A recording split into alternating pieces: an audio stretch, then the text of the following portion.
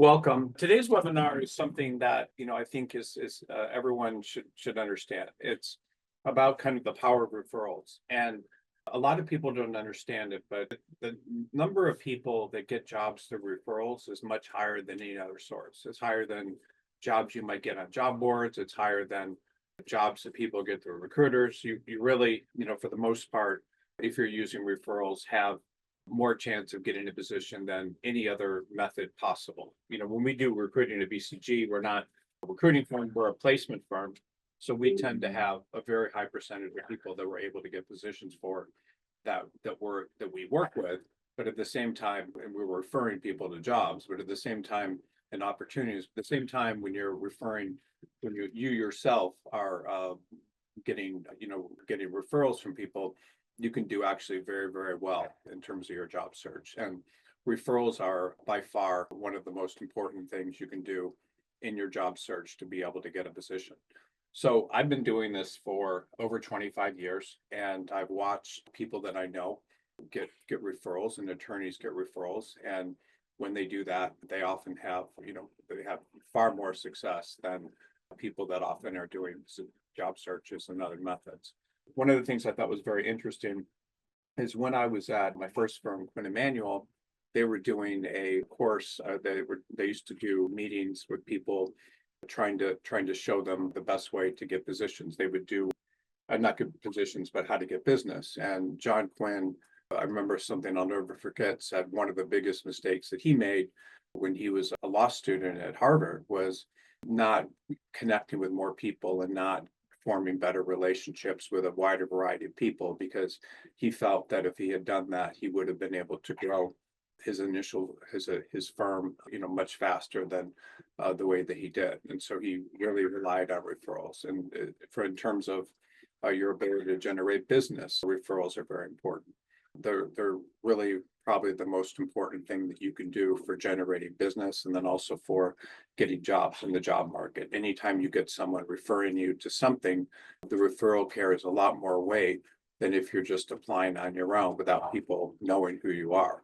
When people know who you are, then you come with someone else's endorsement, then they tend to trust you a lot more. And people, for the most part, are tribal animals. And in order to allow people into a tribe, people like to know that someone knows them and can vouch for them. And if you don't have anybody vouching for you when you're applying to jobs, or there's no one that's kind of proactively helping you with your candidacy inside of a firm, or someone that knows someone outside of a firm, it's much more difficult for you to get positions. So referrals, honestly, are something that I think, if you understand what I'm going to talk about today, can make a huge difference in your life and career. So this particular webinar, it may be one of the most important you hear. I hope that you take notes, and I hope that you take the time to understand what I'm talking about, because if you do understand what I'm talking about, it's going to enable you to develop a book of business. It's going to enable you to get more jobs, and it's really going to do something phenomenal for your career and probably your life. So, you're taught, when you're in law school and even when you get out, that merit is the most important thing.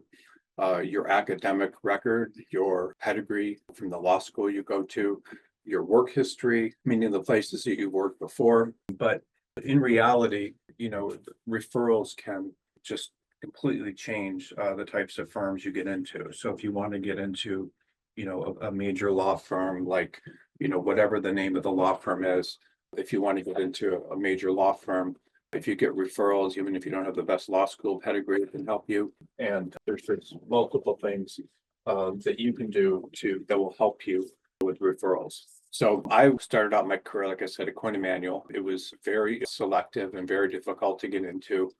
I had the pedigree to get in there, but even myself, having gone to University of Virginia Law School, which at the time, I think it's ranked like number 4 or something in the country, was not even like the caliber of law schools that people were going to getting there from. They were from Harvard, Stanford, and places like that. And when I was there, I saw something that completely challenged everything that I thought I believed about how attorneys get hired and promoted.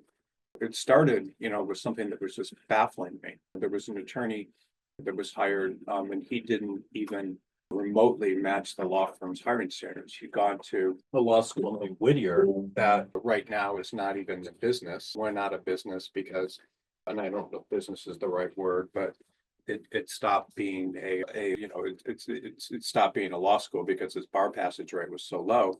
And they hired someone from that law school. And I didn't understand why that happened. No one in the firm could understand why this person got hired. And what I'm going to talk to you about today is going to show you how even someone with Medicare qualifications can often get a position in major firms with very, very high, very, very good firms. And so it showed me that, influence and not just achievement will often, determine the type of opportunity that you're able to get. And so I'm going to talk to you a little bit about that, and I'll talk to you about a lot of other things regarding, getting referrals. But this particular incident just exposed to me how, getting referrals and so forth may be one of the most important things that you can learn in your legal career today.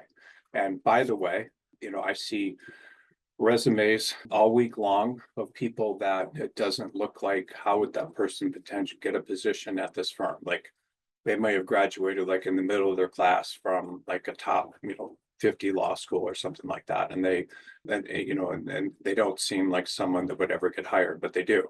And so this will talk to you a little bit about why that happens. And usually when I look at people that don't look like they belong in major law firms, there's something to do with the influence and being able to get referrals. So this firm, when I joined Quinn Emanuel, was less than 50 attorneys, but it had a really good reputation. It was doing some of the most complex, high-stake cases in the country.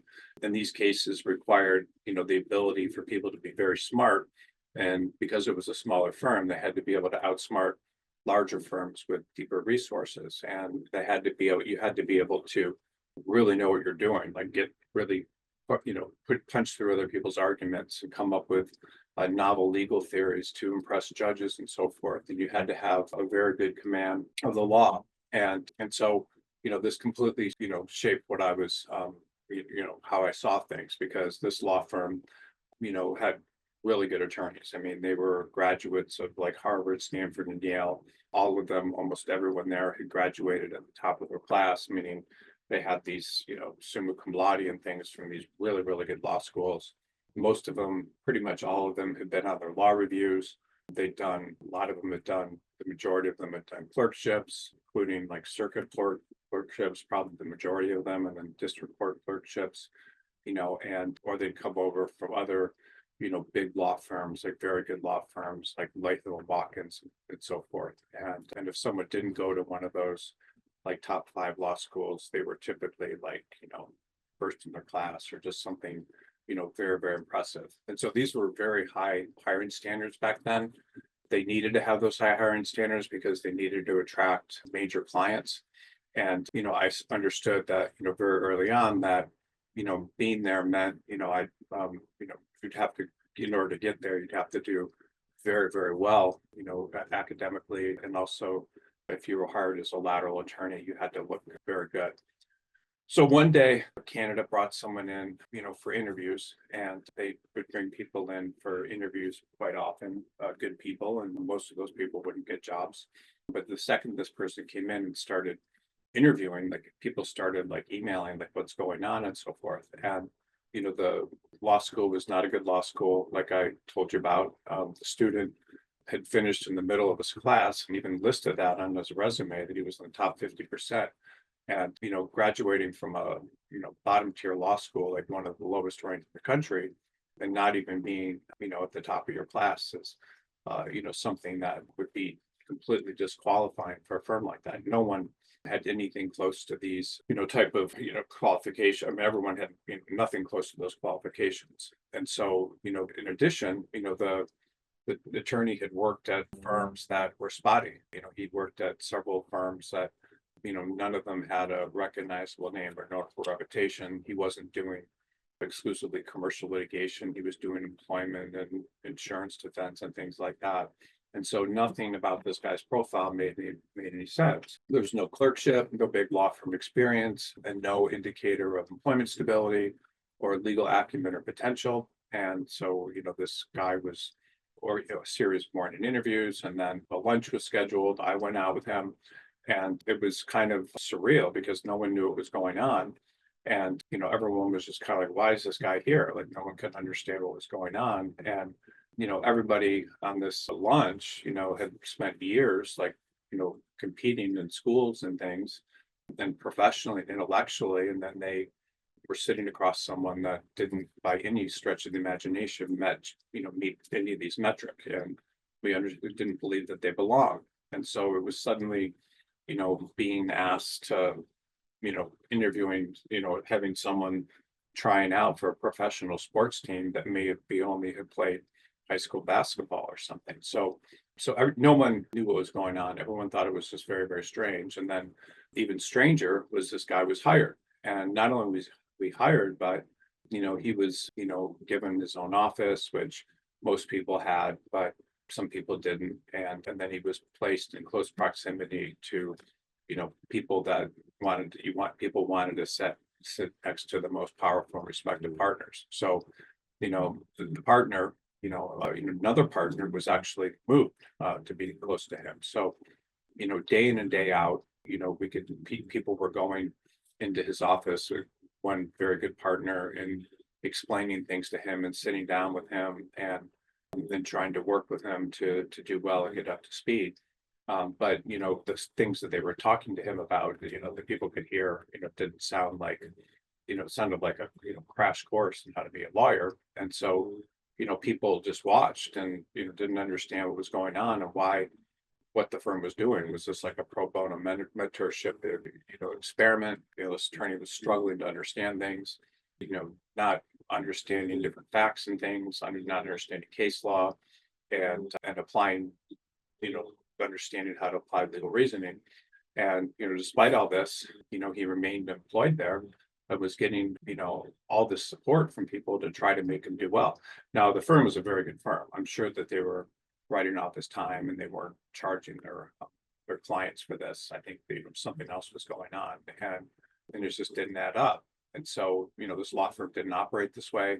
If someone didn't have the intellectual skills or the promise, they would immediately not be given work, and they didn't coddle people. People were expect to pick things up quickly, and if you couldn't perform, the law firm would, you just wouldn't get work. They might not fire you, but they just wouldn't give you work. But not in this case. So I was confused. I wasn't spending a lot of time thinking about it, but it didn't make sense because every firm that I'd ever been in, with the exception of one, which I was a summer associate in a large New York firm, and there was a guy there whose father was a very powerful lawyer and clearly didn't belong. So I saw that actually earlier in my career. But this particular thing challenged my assumptions about hiring decisions, how they were made, and what truly mattered when it came to security and keeping a coveted legal position. And I'll just note kind of at the outset that in my first position as a summer associate in New York law firm, there was someone there that didn't belong there, whose father was a very powerful attorney.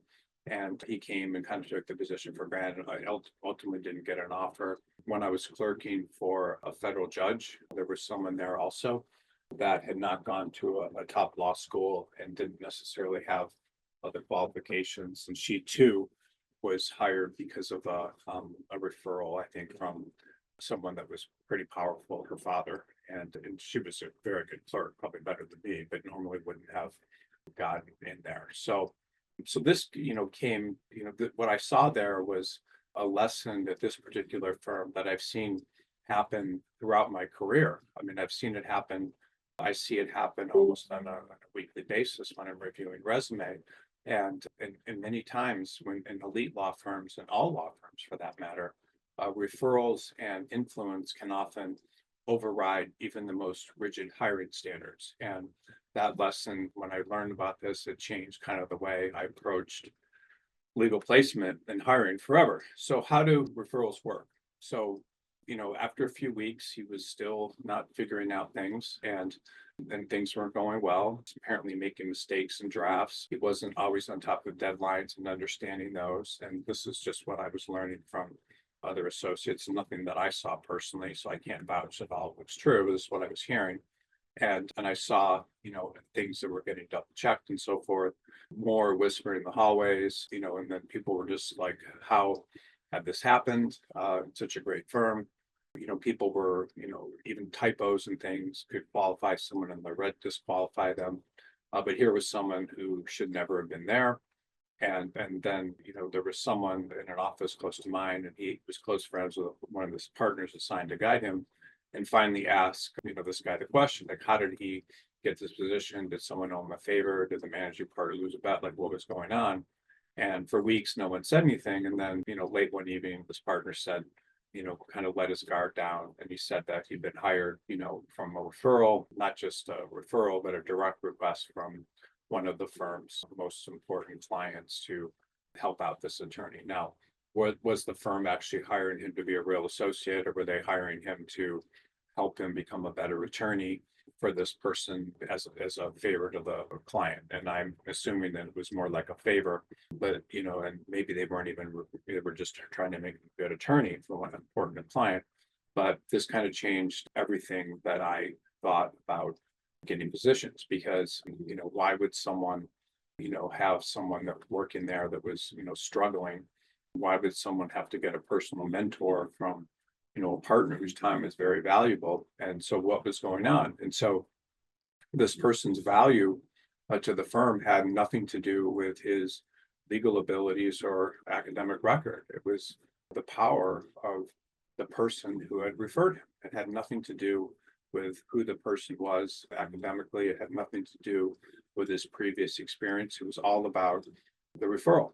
And I'm sure you see things in politics where people, with President Trump is appointing all these people to different offices that probably they shouldn't be there. Why is that happening? It's happening because of referrals, and people owe people favors. And if you do one thing, then another thing might happen. And so this is kind of how referrals, work in the legal profession. So whoever this referral was, the person obviously had enough weight to, if that person was trying to get something done as a favor, then the firm did it. And so it wasn't about filling a staffing gap or a gap or investing in someone that was going to be there, for the long term. It was about preserving critical, business relationships and making people indebted to them, or keep giving business to them and give them more business. And so the value of this person was far more than the law firm, than, the cost of the law firm having to train this person to work with them. So the idea here that's very, very simple is a strong referral from a person that has influence can open up doors to things that otherwise would remain shut.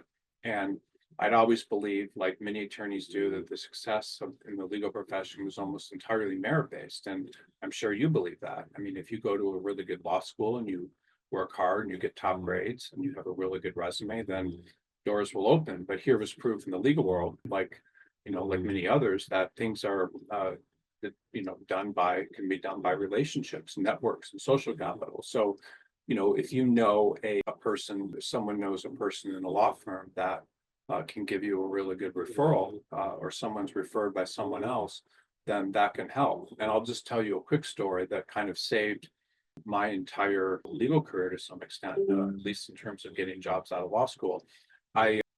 In my second year of law school, like all these law firms came to interview at the University of Virginia, and they interview people. And I had no experience working in an office. I had no experience, and my families weren't attorneys. And as a matter of fact, prior to law school and even during law school, after my first summer and all through college, I'd been a asphalt contractor. And that was kind of my skill, was going out and selling people and doing asphalt work, doing the asphalt work, fixing the asphalt work, getting referrals for people to do more asphalt work. I was very proud of that. And that's pretty much what my resume talked about. And when I got into interviews, I liked talking about asphalt and had no interview skills, whatever. I mean, I wasn't a good interviewer. I know a lot about interviewing now, but back then I wasn't. And I was interviewing for jobs, and even though my grades would have qualified me for them, I wasn't getting them. And one of my last interviews was with the hiring partner of a law firm in New York. And I got into the interview, and started talking to him, and he happened to know my best friend's mother. Like, imagine that. He had been good friends with her all through college. They both went to Fordham together, and he had known her. She'd known him very well, and he'd known her very well, and they stayed in contact. And when he found out that I knew her, and we both opened up and spent the majority of the interview talking about what a nice person she was. And then after the interview, he talked to her, and she said that I was like the hardest working, like the smartest person she'd ever met from my friend's friends. My friend had been, it was my best friend's mother. And I ended up going to that firm. And even when I visited the firm, not interviewing particularly well, but I ended up getting a summer associate job. And because I had that summer associate job, it made me, more employable when I got out of my clerkship than I otherwise would have been, because it was a very good firm. So my first summer associate job in a law firm, my only summer associate job, I got through a referral. So, that teaches you kind of the power of referrals. And referrals can work in a lot of different ways. So when I was in law school, I was a member of a political party, a club, and I was like, I don't know, vice president of or something like that. And when I got interviews and for clerkships, the only interview I got was for a judge that was deeply involved in that political party. And so almost, identifying with his same political party was a referral of sorts. And he was probably like one of the only one or two judges, in that region of Michigan that was part of that political party. So things can happen based on referrals that you just would never expect that can change the direction of your career. And so even though I had decent grades in law school, I didn't interview well because I was basically a contractor that knew nothing about office etiquette or working in offices, and was never trained in interviewing. So I talked about asphalt in my interviews instead of talking about practicing law. So it can show you kind of how that works. So, and, with referrals, it's not necessarily, who you are. It's often, about who you know, and, not just who you know casually, but a true referral means someone is welcome to, someone is going on a limb for you. So just real briefly, I'll give you like a little bit of understanding into why I think referrals are so important and how they work. Traditionally, prior to people farming and developing cities and things, and and having civilization, people were in tribes, and those tribes, there's a certain size that they were normally. I don't know what it is, but they were always a certain size that they would be like between 80 and 100 people, or I don't know what it was, or between 60 and 70 or something, but they were always a certain size. Tribes were very, they would, hunt together, and there were mothers and things, but the point of these tribes was that they were very scared of other people, because someone that could come into their tribe that could undermine the tribe and create all sorts of problems, and they didn't know if they would, do things to harm the group. And so the groups were very like cohesive, and were very afraid of bringing other people in. And the only way they would bring people in would be if there was some very strong referral from someone that was trusted. And so this is almost built into our DNA. And we're not talking about a long period of time. We're talking about 5,000 years when that was the case. So in terms of human evolution, that's not a very long time. So it's kind of in our DNA and how we think about things. And if someone refers you, they're putting their reputation on the line. They're saying things about you that you can't say yourself. Like, you can't say, that this person is trustworthy, they're hardworking, that they get along with others, that that they're someone that commits, and all these things. You can't necessarily convey that on your resume. And you can convey that with how hard you work in law school and your grades and everything, but you can't necessarily convey the fact that this person is going to be a good member of this tribe. And make no mistake about it, law firms are tribes. And what does that mean? So when you get into a law firm, everyone is expected to do what they're good at. And just like a tribe would have people that hunt, people that cook, people that take care of children, people that do all these different things in a tribe, people that build places for people to live and everything. The tribe, the law firm relies on people to do certain tasks, and it relies on people in the tribe to also work together cohesively. So if you are in a law firm and you're on the side of people that are against the law firms are consistently pushing people out that don't contribute enough, that aren't helping the tribe's best interests, that are untrustworthy, that are talking negatively about the tribe and have negative opinions about the tribes. They're constantly moving people out and bringing people in that they believe fit that mold.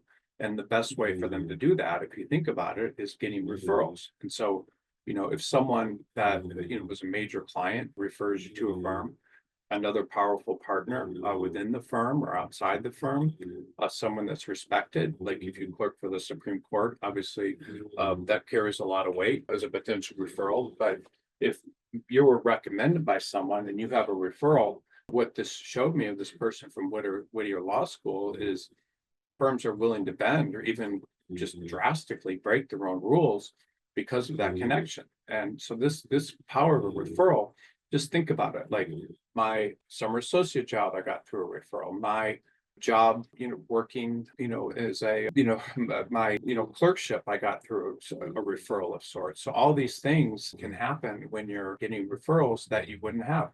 So if I hadn't gotten my summer associate job and gotten that referral, I never would have gotten a really good job in New York. If I hadn't, been part of this political party and been active there, that's a form of referral. I wouldn't have gotten that job. And so, getting a job through referral is very important.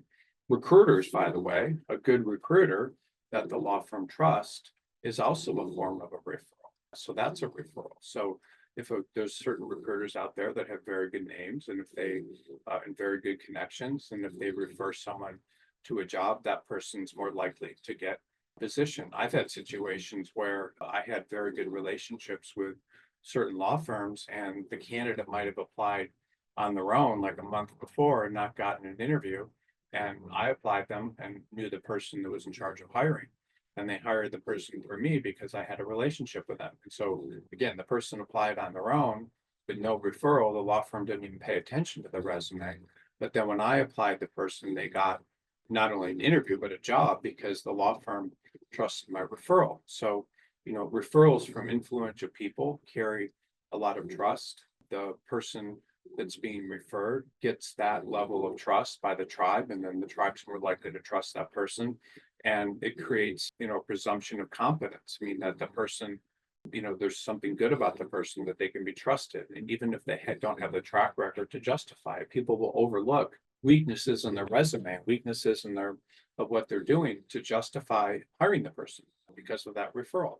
And, referrals, by the way, are very interesting. So I have people that are like from certain geographic areas. So a person might be from, I don't know, like Wheaton, Illinois. Like I had someone from Wheaton, Illinois this morning. And this person was working in Vermont, in a job in Vermont. Well, everything on the resume said that they had, it was very clear that they were from Wheaton, Illinois, that they'd grown up there. And law firms in Wheaton, Illinois were paying attention to this person because there was a presumption that being from that geography and having wanted to go back to that geography meant there was more trust than would have been if the person was just applying to random positions in different parts of the country. So think about that. Like one of the most common placements that we make are when people are relocating from one geographic area to a geographic area where they're from. And, if you're from Wheaton, Illinois, the presumption is you probably went to the same high school that you probably similar high school to people that you probably know the area very well, that the people will know you there. And that's a sign of trust. And so it's easier many times to get a position when you're relocating to a geographic area that you're from and you've grown up from and you're likely to stay than it is if you're just a random person applying there, because there's a presumption of trust. You're part of that tribe, even if it's a city. It's very interesting. So, getting a referral means your resume gets read. Someone's actually discussing you. If they know you through them, your interview is getting scheduled sooner. Your mistakes and things that are on your resume be overlooked, and your offer arrives faster. I had something very interesting happen not too long ago. It's just like a week ago. I was working with a law firm in Los Angeles that had an entertainment opening, and entertainment openings are, very popular. I had a personal relationship with the hiring partner who I'd known since 1997, which is, 27 years or what, 28 years. I knew the partner. And so that partner gave me the search in terms of other recruiters because I knew him. And so I worked on the search for weeks. I sent him probably 50 people that I'd recruited with ads and through the BCG database and so forth. And he interviewed like 3 or 4 of them. It took a lot of our company's time prepping people for interviews, finding people for interviews, interviewing people prior to submitting them. It was just a ton of work. And so we did all this for weeks, for like a month or two. And then one day he emailed me and he said, we're not going to hire. We had someone that had like 5 or 6 interviews. There's so many interviews. We're not going to hire anybody through you because one of our partners had someone that was recommended to him by someone in a studio or something. It was just like, wow, you worked so hard on this, and yet someone shows up that's referred at the last minute, and just because of that relationship, the person's hired, even though from what I saw, my person they were going to hire through me was much better. So, I work on things and people get referred, and I lose people to hire, and because law firms trust people through referrals much more than they don't. So all the time I see people not get jobs because someone is referred to that firm or that job that the law firm knows. It's very, very interesting. So, referrals are like an unspoken endorsement. They get you past gatekeepers that otherwise would be suspicious. And they're often, a golden ticket to get into circles that people spend often their entire careers trying to break into. When a law firm is hiring someone through us, they will send often a list of questions. They'll say, why did this person leave their last firm? What is, what kind of salary they're looking to make? How, what happened with these previous moves? What other kind of questions? All these different questions they'll ask. And those questions are basically geared towards deciding if we trust this person. And so the law firms will ask me questions to see, can we trust this person? And when I represent somebody, I go into all these reasons and endorsing them that the law firm should interview this person. And I'm trying to endorse them. And I'm trying to get people referrals when I get them into firms. And so, watching that one incident that I talked about earlier with someone with just horrible credentials, getting a position in one of the most selective law firms in the country, just completely reoriented, how I viewed hiring. And it showed me power of influence and not just intellect that, can shape outcomes in the legal profession. And something that I've witnessed, throughout my career. I see it all the time. I see it, like I said, I see it almost weekly where people get into certain firms. I ask people when I'm talking to them how they got a job, and a lot of times it's through a referral. And if you research referrals and the number of people getting jobs, the majority of jobs that people get are not through job boards. It's very low percentage. They're not through recruiters. The majority of people get jobs based on someone that knows them in a firm or someone that endorses them. It's the truth. And you can look it up and do research, like how do most people get jobs? And the majority of them get jobs through referrals. So just think about that. So everything that I talk about is, your resume, your psychology, or different things that help you get jobs. But if you start understanding how referrals work, you're going to do much, much better. And, that insight has stayed with me for a long time. So here's, some examples that I've seen. At the time, I had my ex-wife. This is who I was with for at least the first few years of my recruiting career. Before that, she was working for this powerful, like influential landscape architect, and her client list, pretty much anybody you can think of that was powerful and living on the West Coast of the United States, whether it was like Tom Hanks or, Larry Ellison or, whatever, Michael Eisner from Disney or, all these incredibly well-known people, her boss's clients, and she had bosses in New York were just incredibly powerful people. And so she wasn't just successful at her landscaping job, she was incredibly well connected in all of these elite circles in New York City because, she was connected there, but she was also, they would connect her with different clients. Because landscape architecture is something that very, very rich people want to do with their, with their things. I mean, she was, doing very well, as she was connecting with a lot of people. She was friends with, socialites and, also very, very influential attorneys. And so my ex-wife was working in Malibu and around Los Angeles for David Geffen and all these people, but she really wanted her to relocate to New York to work for her full time. And there was a problem with that. Like I was working at a job I liked that was stable, and I didn't certainly want to leave Los Angeles. And so my wife at the time told her that. And so she turned her attention to my employment situation, meaning she needed to make sure that I had a job. And what happened next still surprises me. So without my involvement and without me even applying for anything, she began calling her contacts, some of the largest and most prestigious, the best law firms in New York City, the people that she knew. And these were firms very, very good. I mean, I don't want to bring up their names because I don't want to insult them.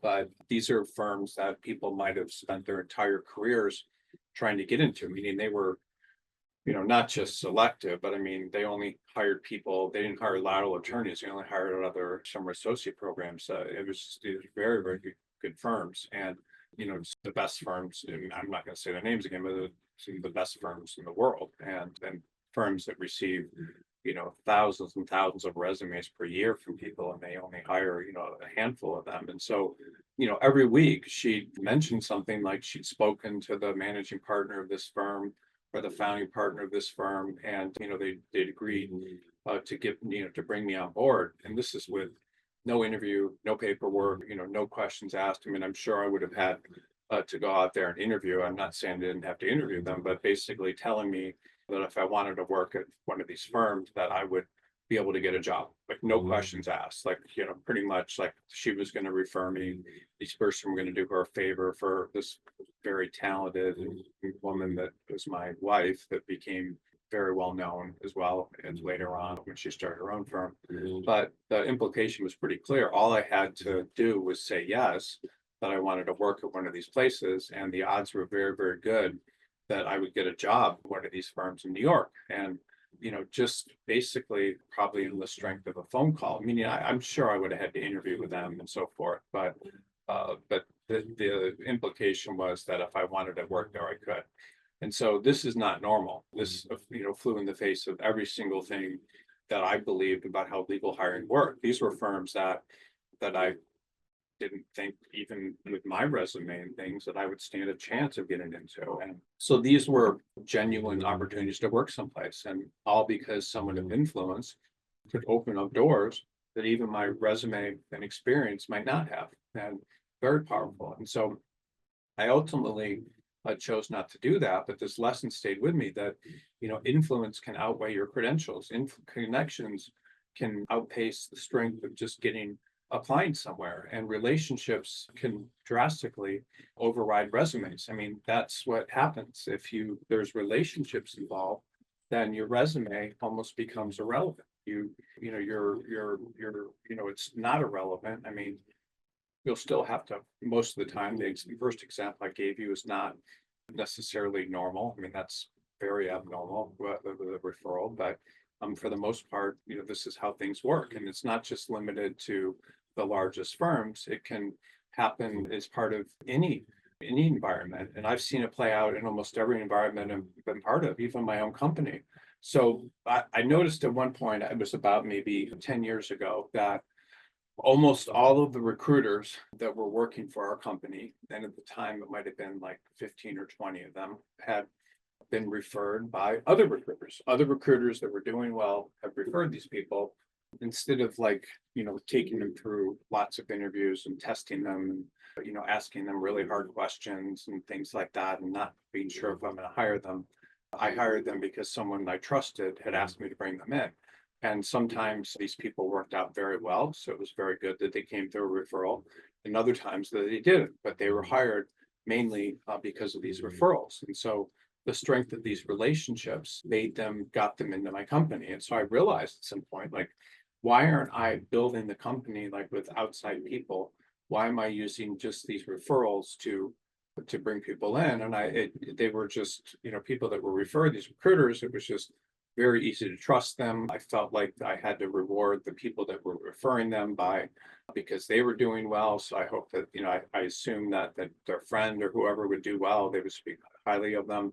And so, you just need to understand that if you're trying to work somewhere and someone influential calls and says, can you do me a favor and speak to this person? Most people are going to listen. And it's human nature. I mean, we rely on people that we trust to help us make decisions. And especially when, stakes are high and information is limited. You cannot know a lot about people without getting good referral. You can't. So if someone refers someone to someone, then that carries, it carries a lot of weight. And it carries a lot of weight because we trust the person and we don't need to push them through as many interviews and things to see if we trust them. I mean, what's happening with interviews, by the way, is different people are interviewing you and they're seeing, do we trust this person? Do we think this person is the kind of person that the resume says? Are there people that are saying, are they going to do well? And law firms, by the way, not all law firms, it tends to be smaller law firms, will check people's references, and they'll check people's references. They'll call up not just, to confirm employment dates, they'll try to talk to someone that they know. They'll try to talk to someone that is empowered in the firm. So a lot of times when people are asked for references, it's very funny. I had someone just recently that was interviewing for a regulatory position at a very well-known law firm, a smaller law firm that specializes in this regulatory work in Washington, D.C. And the person that they were interviewing was like a 15th year attorney. And the attorney was asked for references, and they gave like three references or three or four references, maybe four, and three of those people were associates in law firms. They weren't, you would think that someone with 15 years of experience would give references from partners, and they didn't. And the reason they probably didn't was because there were problems with their work. Things didn't happen there well. So no referral meant that person, even though the law firm had spent, countless hours, I mean, probably at least 10 hours, like interviewing this person, when it came down to referrals, they had no references to back them up. So think about that. Like every place you're working, are you doing work in a way that's likely to get you referrals? Are you doing work in a way with people that they're likely to say positive things about you in the future? Because, lawyers talk, like lawyers are competitive and in different firms, but if a lawyer knows someone at another firm and two people are talking, like, so maybe you worked at one firm and then now the firm you're at is adverse to another firm in some litigation matter. Well, if you did a really good job at your last firm, then that last firm, whoever's talking will say, nice things about you, and they'll give you an endorsement. And if you don't have people in the firm that are saying nice things about you, then that's going to, that can harm you. And so, what happens? So if two lawyers are talking and you did really good work, then if you did really good work, they'll say something positive about you. Most lawyers, by the way, it's kind of cultural. So it's important to understand this, at this point in your career. Lawyers typically will not say negative things about other lawyers. They may say they didn't like them, or they were very aggressive in litigation, or they did things like that, but they're not going to say, most of them do not say negative things about other lawyers. I've noticed that throughout my career. Like lawyers, when they're talking about other lawyers, if they don't have anything positive to say, most of the time, they won't say anything negative. It's just how it works. It's a very nice thing about the legal profession, but they will say positive things. And sometimes smaller firms may say negative things, but most of the time they'll say positive things. One of the things that happens though in interviews or when they're checking references is they may check references, and when they're checking the references, they may be in a position where they have the opportunity to say something negative and they don't, but then they'll say, would you hire this person again? Would you hire this person again? So if they ask a question like that, and the law firms will often say no, and that's the negative endorsement. They'll often answer that question. So lawyers typically will not say negative things about other lawyers, but they will say positive things. And if you get a very strong reputation in the legal market, then you're often employable without applying to jobs or applying using recruiters. Like, how does that work? Well, there's different bars that are kind of small. So there's like the bankruptcy bar, for example, in different geographic areas, and people in the bankruptcy bar typically all know each other. And then when there's jobs, they get jobs for those informal referrals. That's just kind of how it works. There's the other thing that happens in a lot of firms. They have white collar practices, and they'll often hire out of the U.S. Attorney's Office, and they'll often have one person. Those white collar departments tend to be fairly small. They might have one, two, or three attorneys that have worked at the U.S. Attorney's Office before. And those people that are U.S. attorneys in different law firms all over the city, all the attorney does when they want to get out of the U.S. Attorney's Office is they'll often call people that they worked with at the U.S. Attorney's Office and other firms, and those attorneys will give them, recommend them to the firm. The firm has work, and people will be hired that way. Most hiring for white collar jobs happens very much informally through referrals of people that have already worked with other people at the U.S. Attorney's Office and that sort of thing. So, hiring for law firms and other organizations is, a form of risk reduction. I mean, the firm that's hiring through an endorsement or a recommendation means that they don't need to vet the person. They don't need to approach them from a position of not trusting, because it's already been done. And so even in my childhood, I saw how this dynamic, shaped my world even before I was old enough to understand it. So in my particular situation in my family, I didn't have any informal connections, and my family didn't have access to these sort of networks. And I watched very quickly when I was in high school, I saw my friends land internships, summer jobs, and things and opportunities through their parents' acquaintances and social ties. I thought it was unfair, and I wasn't bitter, but I felt like I was playing the game without all the pieces. So, that sort of feeling, of being outside looking in, eventually became one of the driving forces in my work today. Like, what did I see that was remarkable?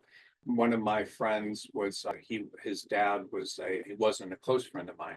His dad was one of like the number 3 person at General Motors at the time. General Motors was one of the much more than it is now, one of the most influential companies and biggest companies in the world. And I saw people getting jobs like for the summer that were paying like, now it would probably be the equivalent of $75 an hour just doing busy work inside of the companies, and just because of these referrals. And amazing, right? And people getting jobs after graduation in these companies. And it was General Motors, it was advertising agencies, it was all these things. I went to some prep school where most of the kids parents in Detroit were, a lot of them were very powerful people. So I always felt, like I was in, the outside looking in. So my whole career has been about kind of being angry that I didn't have, those sort of referrals early on. I wasn't able to get those sort of referrals. Another quick story, it was very interesting. The dean of the University of Chicago Law School now is named Saul Levmore.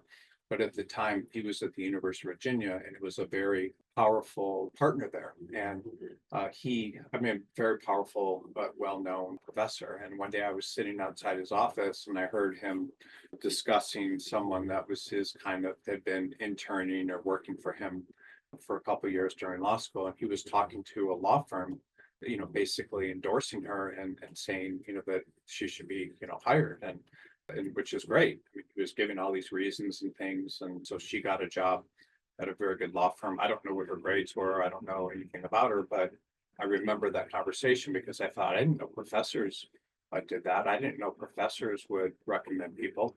I had another thing happen that was very interesting. There was a girl that I was going to the University of Chicago with, and she and I had been like, one of, 2 people or something, that there are 2 or 3 people that the college recommended for Rhodes scholarships that I don't know what they're like now, but they were very, very prestigious at the time. And there was a partner a professor at the University of Chicago, law school that was in charge of that. He'd been a Rhodes Scholar. And so he worked endorsing people for that and so forth. And so I got to know him. But there was a girl that had also worked very closely with him while she was in college again, like as assistant. And she wanted to go to Stanford Law School. And the most amazing thing I've ever heard of happened. So she sent her application out, and and she of course knew this guy that was part of this professor that was very well connected. She sent her application to Stanford Law School. This is a true story. It's amazing. She sent her application to Stanford Law School like a Monday, and then the following Wednesday received an acceptance letter from Stanford Law School. How does someone get into Stanford Law School like this, probably the same week that she applied? That only could have happened through a very, very powerful endorsement from someone. That's what helped, and that's what got her in. When I was applying to law schools, University of Virginia was my first choice. I told everyone that wrote a recommendation about that. And I don't know if someone helped me with referral, but I made sure that I had focused recommendations on that school. So I, have become angry in my career about the fact that people don't necessarily have the abilities that I did to get referrals. So I built a company called Law Crossing, which you may be familiar with, that goes around and it looks for jobs that other people don't know about. It goes to every law firm website, every company website, and it finds jobs on those websites that may not be, that, aren't advertised on LinkedIn and stuff, that the company just puts them on their website. And so that gives you a much better chance of finding a job than if you're applying on LinkedIn and Indeed and stuff, because if something's on LinkedIn and Indeed, then the firms are getting a lot of applications in response to those ads. Whereas if people don't know about it, just because how can you possibly review thousands of law firm websites or company websites for jobs? That helps make people get jobs. So that was something that I felt would help level the playing field. I don't have it anymore. I probably should, but I had a targeted mailing service called Legal Authority. And this would put people directly in front of decision makers by basically but we would take them, talk to them, and then help them target with letters every firm in the market that they were interested in working in. So if there were 2,500 law firms in Los Angeles to do commercial litigation, we'd help them apply to all those. And that would open doors that they wouldn't be able to open on their own by applying through job websites and so forth. And then my recruiting firm that goes out there and proactively advocates for candidates, even those without the best qualifications. And one thing that we do at BCG that you should think about is when we work with candidates, if they're just applying to jobs and things like that, their odds of getting a position they're okay, but they're competing with everybody else that is applying for those same jobs if they're not exclusive to us. But one thing that we also do that's pretty cool is that makes people get jobs at BCG that definitely wouldn't in other ways is if people will go into a city and say they want to do, I don't know, tax law, we'll find every firm that's good for that person that's at the equivalent type of firm that they're working at or better. And we'll, instead of just sending them jobs, we'll apply them to all the firms that do that type of tax law in the market that they're interested in. And then that will, help the person, they will get jobs. Whereas if they did things differently, they wouldn't, because they're applying to firms that may have a need that they haven't advertised that they can bring the person in and make money from. So these tools work. I've helped, tens of thousands of people get work in ways that they wouldn't without referrals. But even with all these systems and things, getting people jobs, like applying to a lot of firms and finding them jobs that are advertising, nothing, can accelerate your career. If you want to get into a certain employer, like getting a recommendation, and that single referral can instantly, validate you in the eyes of the employer, and then override bureaucratic resistance. So they will get back to you faster. That all these things will happen that wouldn't happen without a referral. And in some cases, in many cases, it determines who gets hired. And this edge can make all the difference. So how are you running your career to get referrals? Like, what are you doing that's going to help you in the long run get referrals? So this is how you do it. So after, recognizing this, and even how it can override your resume, I began looking at the legal profession, and I've looked at it through a different lens, and that it's not always about credentials, experience, or talent.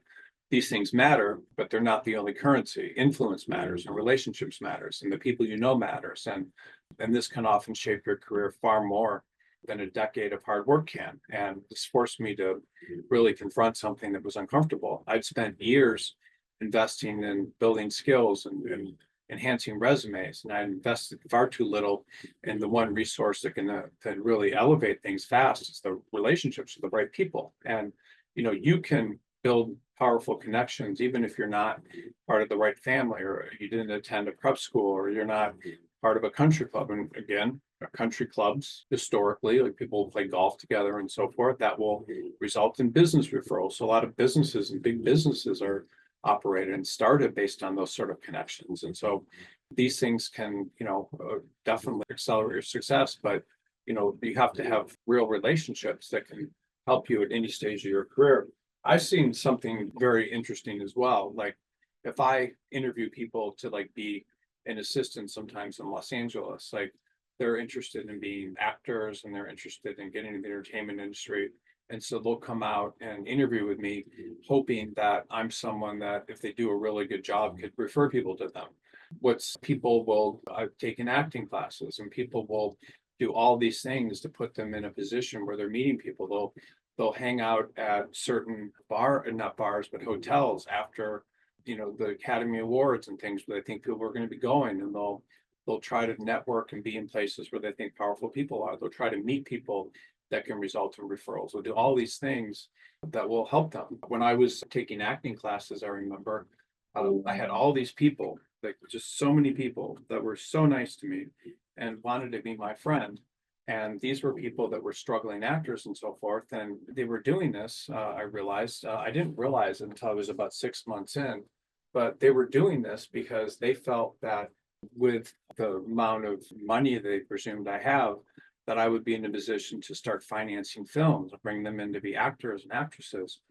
They thought that they didn't value me necessarily as an actor. They would tell me I was doing a great job and stuff, but that wasn't necessarily how I was valued. They valued me as someone that might be in a position to help them. And then I even realized later on, when I stopped taking the acting classes for a while, that the acting coach had been very nice to me and had built me up and so forth. And I met with him, and he talked about how he was doing some movie about, I don't know, some little band or something that was playing, and a music duo or something that was playing in the Holocaust. And so all these things I learned had a lot to do with the power of referrals. So how do you get referrals? The first way is you start with people you already know. So people often overlook the connections that they have, and they don't think they're important at the first glance. One thing I'll tell you, it's very interesting.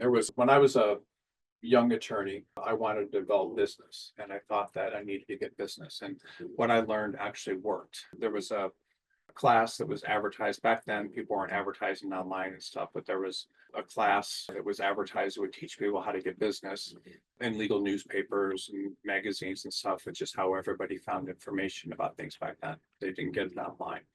And so this guy I bought this course, and he sent these cassettes, and all the cassettes and things, this is the most popular business generation course at the time. All they said was, you need to write down like the names of 100 or 200 people that you know, and then you need to stay in contact with all of them. You don't ask them for business, you just call them up and talk to them and be their friend and someone they're listening. And that's it. And then those people, when they see you care about them and you're taking an interest in them, if they know people that can refer business to you, they will. Fascinating. It could be people like in the meat market that you meet. I mean, that are serving you meat. It could be anybody. And so you write down all these people, and people often overlook people. Like I've heard of people getting business through their dry cleaners. Like they come in and they just talk to their dry cleaners and they're nice to them, and they leave them their card, and the dry cleaner has someone coming in talking to them about a legal problem. They get something that way. So all of this stuff can be very important, and if you don't do this stuff, it can it can hurt you. And this is often a huge mistake, not thinking about all the connections you have. There's a very famous story about Bill Clinton. So starting from his first year at Georgetown College, he started writing down note cards, all of the people he was meeting. He would write down if they have brothers and sisters, like what they like doing and stuff. And he would keep these little index cards, and then he would continually review those. And after years and years and years, he had a huge stack of index cards, but he would look through them consistently and memorize all this stuff. So he could literally meet someone like 10 years after having met them, and he would come up to them and he would ask, how's your mother doing? Did she overcome this thing? Or, I know you were moving back then, or did you, do you like your new place? And all these sorts of things. He would know who these people were.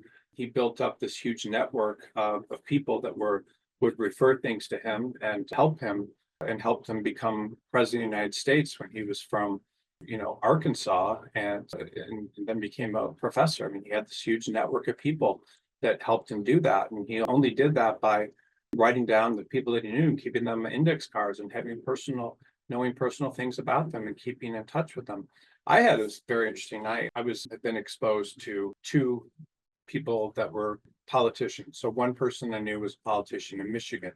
And he used to call me even when I was like a college student, just ask me how things are going. I met him like when I was maybe, I don't know, 15, like probably 12 years old once, and he would call me. And then I knew someone that I knew through when I was clerking for a federal judge that wanted to get into politics. And he did the same thing. He would call me like once a year and be in contact with me. He ended up becoming like a powerful politician. So you have to start with the people that you know, and that's the most important thing. So someone, if you're in law school, that you sit next to, or your neighbor, or someone your uncle knows, or the parent of one of your child's classmates, all these people are people that will have relationships that go far beyond what you see in the surface. I got business as a very young attorney. So when I was a second year attorney, I had over $250,000 in business at the time, which is something that most people don't have when they're even 15 years out of law school. That would probably be $500,000 in business right now as a second year attorney. And how did I get all that business? It was the same thing. Like, I stayed in touch with people that I knew from high school. One of my best high school friends started this very successful design business for companies where he would design their letterheads and their logos and things, and started having me do work for him. And then he started referring other people to me that he knew that were in different businesses in Silicon Valley, where it was people maybe starting companies that needed people. So all of a sudden I had all this business, which was just ridiculous for someone to have as a very young attorney. I mean, literally ridiculous. Like, no one that's a young attorney should be having that much work that we're getting from other people. And so people that are referring people to you, the referrals that you're getting could be anybody that you meet. Like, if you're working for a client that's a company, like that company, if they see you do a really good job, can help you with the referrals. They could get you jobs in-house. Most jobs in-house are gotten through referrals of someone that you know, a partner that went in there as general counsel that you work for, or someone you were working with, an associate that referred you. All these sorts of people can refer people to you. Law firms, by the way, most law firms, large law firms, will pay finder's fees to associates that find other associates to work there. And that's a referral. So anybody that you know can be a referral, and you should be reaching out and connecting with them. You don't have to tell them what you're working on. You literally just be their friend and see how they're doing. And you don't go out and talk about how you're an attorney and all this stuff. If they ask, you tell them. If you ask what kind of work you're doing, you tell them. But you don't ask for any favors. You just have to be visible. You have to be someone that people think about. So if people like you, each person, if you know 100 or 200 people, that person also knows 100 or 200 people. And so I'm willing to bet that most people at some point are going to come across people that need legal work, or people that they can refer you to, or they'll say nice things about you. And then that person will get a referral. So you don't even need to ask for jobs. You just need to be in contact with people. And sometimes if you're in contact with people and you tell them that I've lost my job or something, and if they ask, then they're going to try to help you if they can.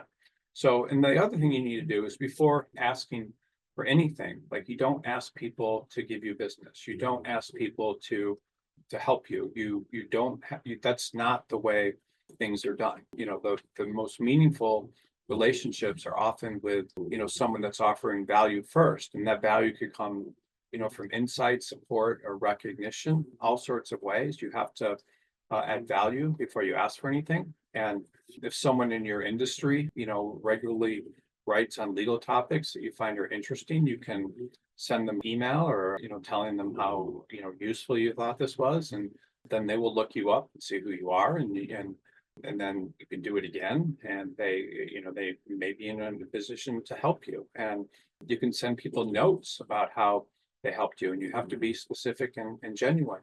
So what does that mean? So what kind of examples can I offer? So one example I can offer is this attorney that I encountered when I was practicing law, during my second or third year of being an attorney. And I was on this big case. It was a class action. And I was literally like the face of my firm for this. It's a very big deal. I think I was, pleased, but there was one attorney there, and it was kind of this weird environmental matter. And this one attorney at one of the firms, and there were probably 20 large law firms, involved in this, or 20 law firms in Los Angeles and around the country. This issue that was in LA. This one attorney was, every time he would find an interesting law review article or something that was interesting that he thought the people that were also in these other firms should know about, he would copy. And back then people had to copy things to send them. They weren't using email and stuff as much, but he would copy these articles and things and send them around to different people, and different people in the firms, and just say, you might be interested in this. And he did that with all these firms. And I remember this guy. I still remember who he is today. And he at the time was like a senior associate in a firm. He ended up becoming the head of a very large law firm. But think about that. I just remember who this guy was, because he seemed like he was engaged in things, and he was trying to help other people that were also defending against, in this class action. So he was basically building a brand for himself. And none of these other attorneys were doing that. Most people just look at other people that they're dealing with in a way that, it's not necessarily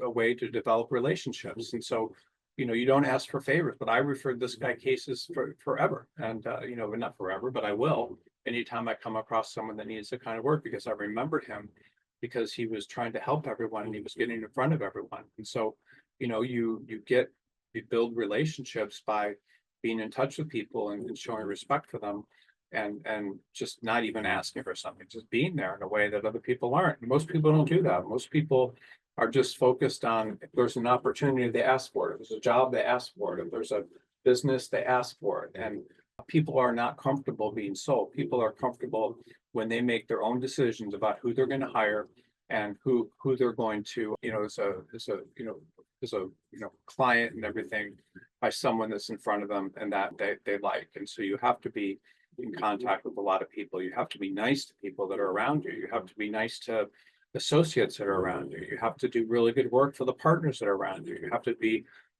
doing good work and for the clients, anybody that you come in contact with, even at other firms.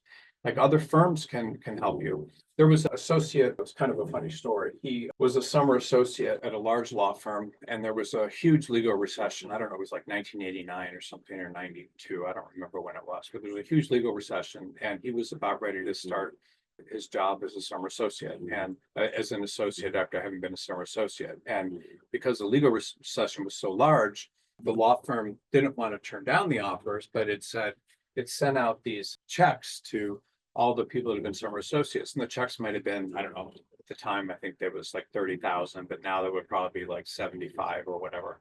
And they sent out these checks and they said, we don't have a job for you right now. We're going to try to bring you on in, 6 months from now, but we're not confident we'll even have a job then.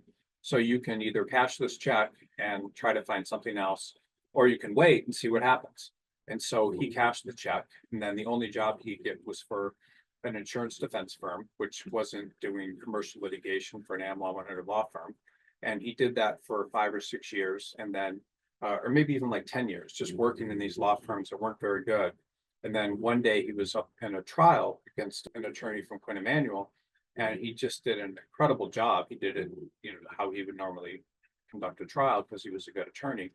And this attorney from Quinn Emanuel was so impressed with him that he referred him all of a sudden as a 10th year attorney working in insurance defense to this firm, and he got a job there, and which is just awesome. How do you do that? Most people can't get jobs as a 10th year attorney, much less in a firm of that caliber.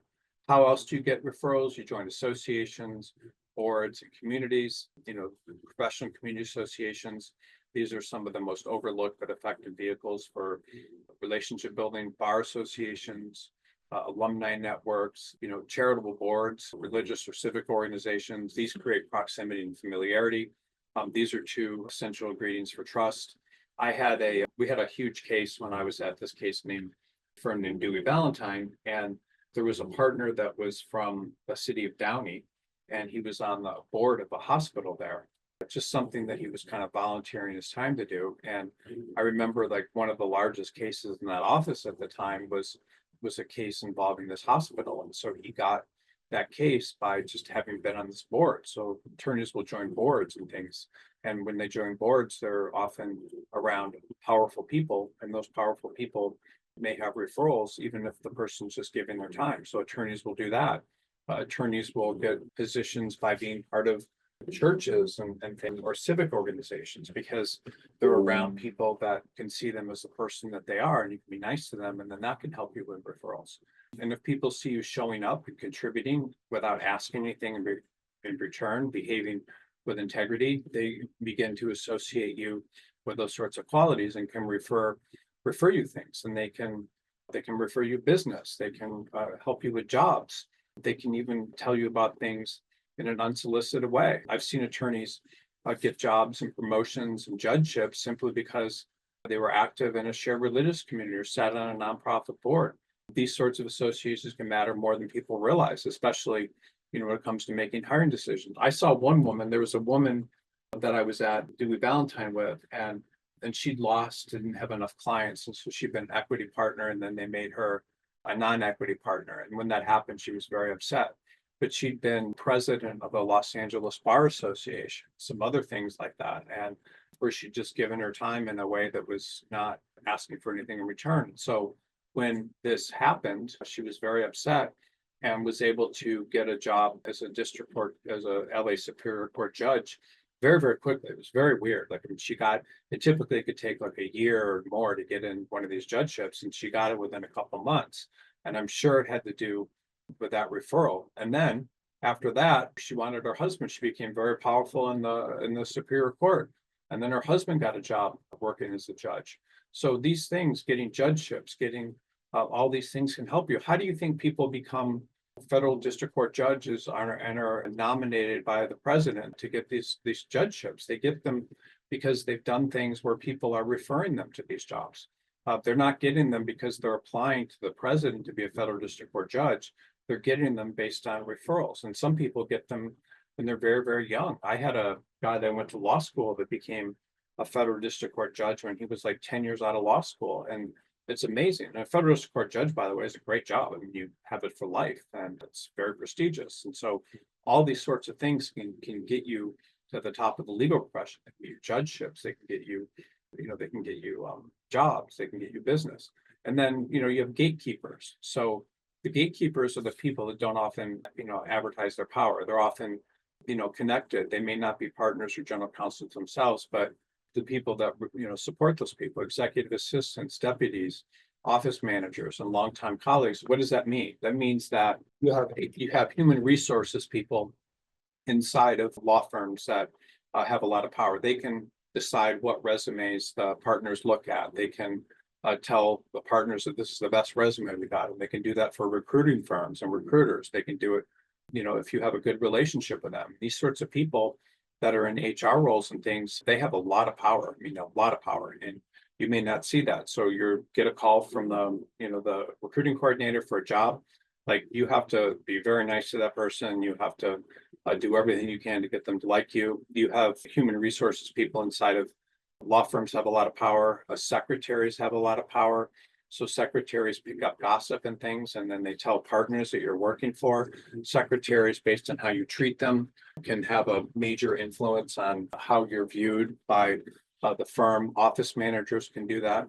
All of these people have a ton of power. I've seen recruiting coordinators push my candidates through that normally, and these kind of people often don't advertise their power. In fact, they're behind the scenes, bureaucrats and things, and they're the ones that make things happen. And so you need to make sure that you're treating everyone with respect. If you think secretaries in a law firm don't know secretaries in other law firms, they do. A secretary may know the human resources person in another law firm. And you don't know. I mean, there's all these invisible decision makers, and so you need to treat everybody you come across with as much respect with, and building rapport to them and letting them talk about themselves, and not treating them, without respect. You have to treat them with a lot of respect, and you just have to think about, you have all these people all over that are gatekeepers. You often don't know who they are. You don't know that, and so you have to really, think seriously about, how do you respect gatekeepers that could result in referrals. I just, so many instances. I'll just tell you one more that's kind of personal to me. I probably shouldn't be talking about this kind of stuff, but I will.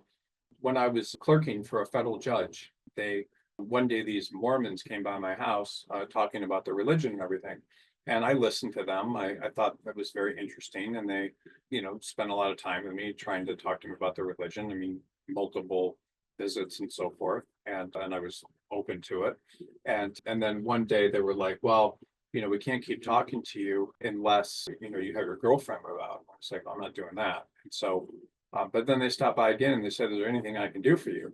And I had this giant asphalt tank. It was like 600 gallons, and it was a tank, and it had, over the winter, what happens is you can never get all the tar out of the bottom of it, and then the tar, it's asphalt sealant, will like harden up, and then you have to get in there with scrapers and so forth, and you have to scrape everything off. And so anyway, so I had this tank, and they came and they said, anything you do for us? And I said, yeah, it'd be great if you guys could clean this tank. And they laughed and they said, we'll see what we can do. And I was like, there's no way they're going to do this. I mean, and the tank was sitting out at a gas station like near my house. And so one day they all came out, all these people from the church, and cleaned it. And I was like, this is absolutely incredible. Like, these are some of the nicest people I've ever seen. I mean, they would have had to literally climb in this tank with scrapers and scrape all this tar out, which was a huge job. It had taken me like over a day or 2 days to do. And they came out with multiple people from their church and did it. And I was like, these are the nicest, like, best people that I've ever encountered, even though they don't want me, they're not interested, I'm not going to be part of the religion.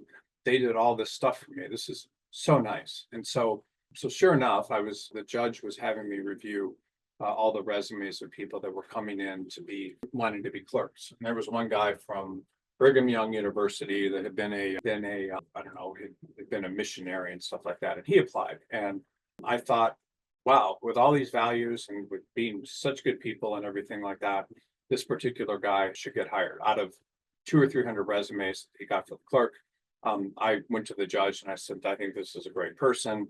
And then when he came to interview, like, I told the judge why he was the best choice and tried to sell him.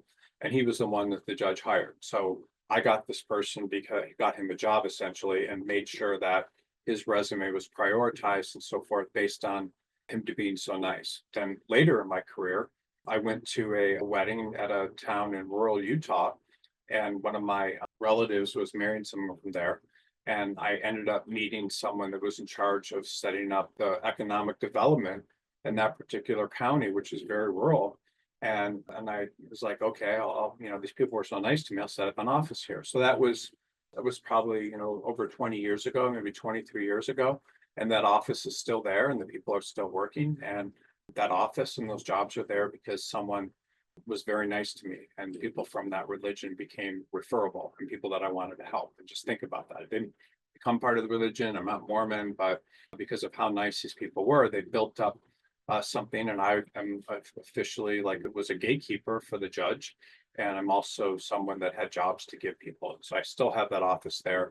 And all these people had jobs and better lives, hopefully, because of what happened. So, you need to be worth recommending. You also, that's the most important thing. You need to conduct yourself in a way that makes people want to refer you. So you try to be nice to everybody around you. You try to do the best job you possibly can for the partners you work for. You need to be honest. You need to be humble, and you need to be effective at your job and what you do. You can't burn bridges. And if you're burning bridges, you're not going to be worth recommending. And people are not going to refer you unless, unless they like you. So you go into law firms, you don't want to be arrogant. You don't want to not do the best job you possibly can.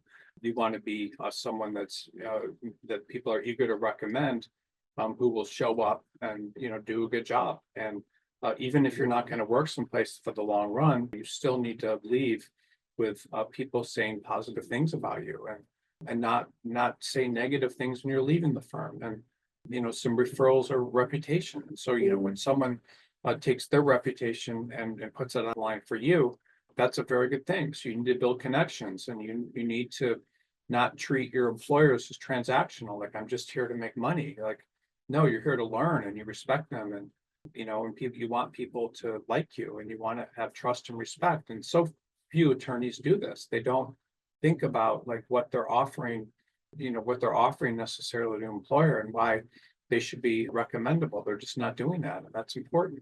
And sometimes, what I said earlier is that you don't need to, with people that you may not know very well, you just check in. Sometimes you offer to help people. You help other people within your firm. I had this thing happen where when I worked for this judge, like he was incredibly focused, and it was a good thing. Having language that was very, very tight, like, making sure you said as little as possible, and still made the point. Everything had to be perfect grammatically, and everything, you couldn't make mistakes, and you couldn't have grammatical mistakes. And so he taught me to review everything very, very closely like that. And then I got into law firms, and the people that I was around, the other associates, weren't doing that. I would take their things that they were doing and help them mark those things up. And by doing that, I built up people that liked me and helped me. And just by making sure I did that. And these sorts of gestures will create goodwill. When I became a recruiter, some of those people started law firms later on. They wanted me to work for them and be their partner. And just by doing those things. And so I'm telling you, I got business from referrals, I got jobs from referrals, and I built up all this goodwill. And law firms will hire people just because things are referable. People will tell people to talk to someone. When I was a law student, my fiance's mother was very wealthy, and she knew some attorneys in the town that she was in, which was Harrisburg, Pennsylvania.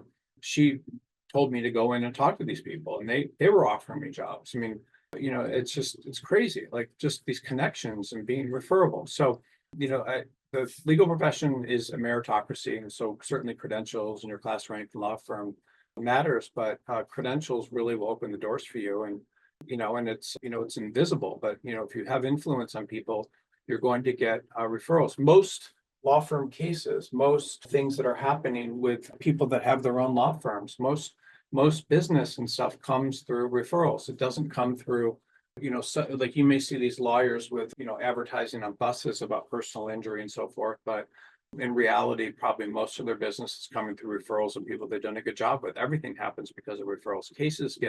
People get cases because of referrals. All this stuff happens because of referrals. And if someone is powerful or respected, it can completely change the trajectory of your career. It can elevate you above others. It can get you past gatekeepers. And so even the most selective law firms or companies, these these referrals mean so much. And it's really, if you don't understand how to do this, you need to learn it, and you need to learn what I'm talking about today. And and if you come with a personal endorsement, it's really going to change everything. So referrals, like I said, they shortcut uncertainty. Most employers, are always trying to minimize risk. If they're come through a referral, it's going to be better. Than it's relationship capital. People that refer people that have power, people will do things in response to that to help them. How does even becoming a partner in a law firm, like you become a partner in a law firm because someone is standing up for you and putting their name behind you. So what does that mean? So if you work for a very powerful partner with a lot of business, and that partner wants you to become a partner too, that partner may have so much influence on the firm may be so dependent on them for work, that if they want to make you a partner, and that partner there's partners that make like $8 or $9 million a year. That partner makes $9 million a year and has a $50 million book of business, and they want to make you a partner, and they're going to make you a partner, and you're going to pay for yourself by the work you do, even if you don't have business, and pay you $1.5 million a year or $2 million a year, because you'll be working on that partner's things and they're still making business. You can become a partner in a law firm. This is how a lot of people make partner in major law firms without business. They get it through powerful referrals. I was talking to a friend of mine was a partner at Quinn Emanuel, and one of his friends there, and he wasn't a powerful partner. It's still my best friend. He wasn't a powerful partner, but he was a partner. And one of his friends, I remember I was talking to him, and he had started recently his own small law firm. And I was talking to him about becoming a partner at Quinn Emanuel. And he said, well, I got to the point where they were evaluating me for being partner, and I made the mistake of, just having a lot of kind of service relationships. And I didn't really have anyone that stood up for me and said, we need to make this guy partner. So he didn't have anybody like that. And so he worked for 8 or 9 years at this firm, but never built up a powerful enough single relationship where someone was willing to stand up, put their credibility on the line, and said, yes, we should make this person a partner and pay them $3 million a year, which back then is what someone without business made, $3 million a year. So no one stood up for him. And so he had to leave, and he started his own law firm, which actually has become very successful. But think about that. No one's sticking up for you. No one referring you to be a partner. And so you spend 9 years at a law firm and you don't develop the type of relationship, and therefore you don't become partner. You don't make $3 million a year. You continue making 500,000 or you leave. Crazy, right? I mean, because you didn't get one referral. Again, attorneys get jobs because of this. Partners take chances on this. Entire firms are built on connections. My recruiting firm was built basically all the recruiters at one point, 80% of them were all because of referrals. And so you need to make, the most of the people in your life, you need to develop these relationships, and professionals make this mistake all the time. They don't, but they underestimate the power of the people around them. When you're an attorney, you have referrals, but even when you're in college, you have referrals. I had something just really interesting happen. When I was in college, there was a guy that was a couple years above me, and I had made a relationship with him when I came out to visit the school as a high school student. I'd stayed in touch with him. And then when I got to the college, he wanted me to join this fraternity and be part of his fraternity. And I didn't. And I kind of blew him off. And after that, like, he kind of blew me off. And a couple of years in, he became the person that went out to the University of Chicago and interviewed people to work at Goldman Sachs, which was like literally like the best possible job you could get in college, working for Goldman Sachs.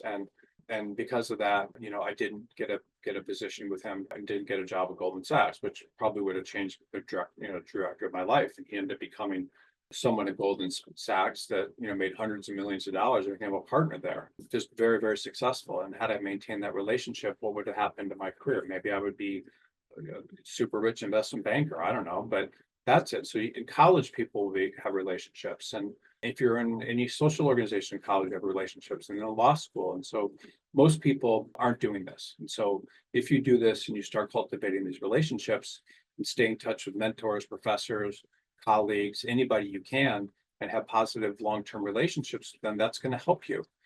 You should, tell them how you're doing, ask them for support, ask thoughtful questions. I had this very interesting thing happen. One of the most powerful partners that I knew when I was practicing law for years would send me, probably everyone he knew, a Christmas card. And in the Christmas card, he would write up a 3-page letter talking about everything that happened with him during the year, which is kind of fun, right? So he's cultivating relationships with people, anybody he'd ever worked with or know. He's sending out this thing about what he's doing. My blog articles, like harrisonbarnes.com, those articles, I get calls from people all the time that, or emails like, this stuff helped me, change my career and my life. And this stuff, so you get, referrals and people talking about you by providing useful information, and you let, and then they like you. So I do these webinars. I mean, I'm not asking for referrals, but if I'm helping you, maybe I get referrals. It helps that way. And so, you need to build relationships. You need to try to keep contact with people, and all this stuff will pay off. And you don't know when. People will ask, who do you know? A case will come and people will ask, who do you know? And then when this happens, you need to make sure that your name is something that people are proud to mention. And these relationships will outlast your credentials. Your credentials only matter when you're trying to get your first job, for the most part. I mean, law firms certainly have hiring criteria. Some law firms, like really good law firms like Gibson Dunn, will look at your grade point even if you're Secretary of State and trying to get a job there. But for the most part, when you get after several years of practice, your success practicing law will be based on the referrals that you get. It will have nothing to do most of the time with how good of work you do. If you want to become a powerful attorney, you're going to need to get business, and you're going to need to get people in other law firms referring work to you, all of this sort of stuff, people that you know referring work to you. And that's the only way that large books of business are built. That's the only way that you can maintain a career that's longer than a few years in a law firm. Most people don't succeed in law firms. They don't succeed in law firms because they're not getting business, or they're not referable. So you need to make sure you are. And if you're looking for a job, you have to ask, who would you recommend to me? Like who could help me, and who have I built any, relationships? And so in the end, whether it's not becoming a partner in something, whether you're trying to get business, all of this stuff will make a much bigger difference than any online applications you ever sent could.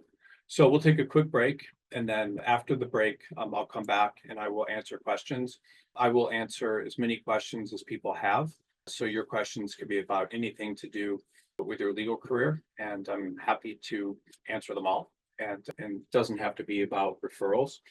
You should feel free to ask anything that you want the answers to, because it doesn't just, any question you ask is probably an issue that other people are having as well. And this is a live webinar, obviously, so I will get to everyone's questions, and we'll just take a quick break for like a minute or two. And then when I come back, I will do questions. Thanks. Okay, so we'll get started with questions. Give me 1 second. All right, here we go. Okay, so again, like questions, I think they're actually one of my favorite parts of the week, because I like getting people's insight and thoughts about things that may be going on in their career and questions you may have. So let me just get started with this, and we'll go to the questions. Just trying to pull up. Okay, and again, feel free to ask questions about anything that you're thinking about anything related to your career. I'll do my best to answer them. Looks like there's quite a few questions, which is good. Okay, so the first question is, what should I do if I'm relatively new to a city and don't yet have a strong local legal network? If you're new to a city, then typically what you'd want to do is you'd want to join associations. Everybody that you meet, you want to consider could be a referral. So there's local bar associations. There's other things you can get involved in, other types of associations that often don't have anything to do with what you might think. I know one guy that is a surfer, and he goes surfing in El Salvador, and there's a place where a lot of these surfers stay. And he met two guys, each from similar companies that did some sort of work with airports. I don't know exactly what it was, but they did some sort of work with airports. And he was able to generate business from those two people, and develop like a $3 million book of business. And it wasn't even work that he did himself. It was just based on the strength of his relationships. And then I, asked him, like, how do you maintain these relationships? And he said, I call them every week and see how they're doing, because they're giving his firm a lot of business. And so you can develop relationships through any type of association.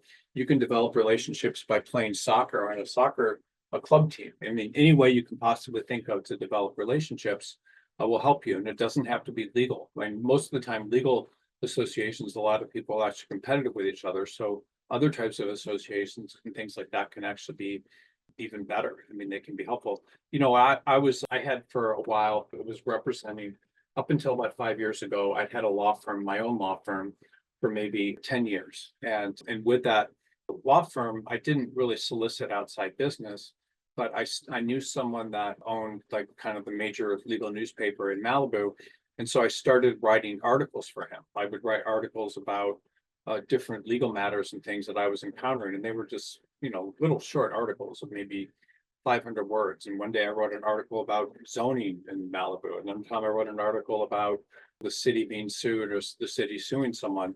And it was absolutely incredible to me that based on those articles that I was able to have people approach the firm to do work. I had another thing happen where I was representing someone in an entertainment dispute that came through this acting work that I did, which is just crazy. I was representing someone in an entertainment dispute, and I have this legal publication, JD Journal, and I had them write an article about it. And then I started getting people coming in that had entertainment disputes. And so there's all these different things that you can do, in order to do that. Okay, let me see. The next question. Can a referral still carry the same weight? If my background is linear or big law standard. How can I guide, refer to present my story in a way that strengthens, not complicates my candidacy? So yes, you don't necessarily have to have big law credentials to get into big law, but you're still going to need to do things that are going to make you referable. So if you have too many jobs, you're not going to be referable. If you're not in the right practice area, you're probably not going to be referable. But you have to have a story that makes you referable. And one of the most important things about getting jobs in law firms is anytime you're moving to a new place, you need to look like someone that is moving up. Like someone has to say, like this person, this is kind of like exactly where their career should be. They're moving up. So you need to be able to do that and someone's referring, you needs to think that, or this person needs a chance, this person needs this. I had something, I mean, I refer people all the time. And how does that work? So I had one guy that was in Delaware, and he had worked in a firm in Delaware, and he'd failed the bar twice. And so the second time he failed the bar, he lost his job. And then I was working with a guy that had a small law firm in Maryland that was like 2 or 3 attorneys, and maybe 3 attorneys. And I sent this guy over to him. He'd since passed the bar, and I sent this guy over to him, and he wasn't getting a lot of applications for whatever reason. And so he called me and he wanted to talk about this guy. And I said, well, this is probably the best hire you can make because he needs a second chance. And with the second chance, he's going to come in and work hard and do the absolute best work he can. And that partner was like, yeah, like that's a really good reason to hire him. And Harrison's recommending him because he's saying that, this person is likely to not make mistakes. He's not going to take his job for granted. He's going to do the best possible work he can. And this is a really good person for you to hire. And that ended up, working out for the guy. So he got hired by a law firm, even though he'd failed the bar twice. He'd been unemployed for like 6 months, but I referred him and gave him a strong endorsement in a way that presented his story in a way that strengthened his candidacy. And the partner that hired him, by the way, was from a really big firm. Like he'd worked at that really big firm for a long period of time as a partner. So this guy was being hired as an associate was going to be taught to really, to be a high level attorney, even though all this bad stuff had happened to him and he had a background that was very questionable, but I referred him and it worked. Okay, I'm considering a move to a different geographic market where I don't have as many direct client contacts or professional relationships. For a partner level attorney in this position, what are the best ways to build credibility and generate strong referrals in a new region? Is there a different playbook for senior attorneys trying to establish themselves across markets? I'd appreciate any insight into what firms respond to these cases, especially at the leadership level. Okay, so if you move to another market, people are going to be suspicious of you. So if you move to a market where you don't have any contacts, and or a compelling reason to be there? What would a compelling reason to be there? Your spouse has got a job there. You want to be closer to your kids who have moved there. You're from that geographic area and you grew up there. Those are good reasons for getting hired in a different geographic region. But if you don't have that, like if you don't have strong client contacts and professional relationships in that region, then people are going to view you suspiciously. So, you want to build credibility and generate strong referrals in that region. It's going to be difficult if you don't know anybody. Like, how are you going to build credibility to try to get a position as a partner if you don't know anybody? Why would a law firm hire a partner in that region if the partner doesn't have any contacts or if the partner doesn't have any business? It's going to be very difficult. Now, if you have business from your clients in another region you can take with you, that's good. How do you generate referrals in that region? The playbook that I would use personally would be, do you know anybody or do you have any contacts in that market? And if you don't, you have a couple different choices. One would be to try to get jobs by sending applications to the firm or emailing partners that may potentially have business to give you if you don't have any business. And then once you get to that region, you need to start joining associations. You need to write if you can about things. You need to get involved in like the bar association. You need to get involved in other things.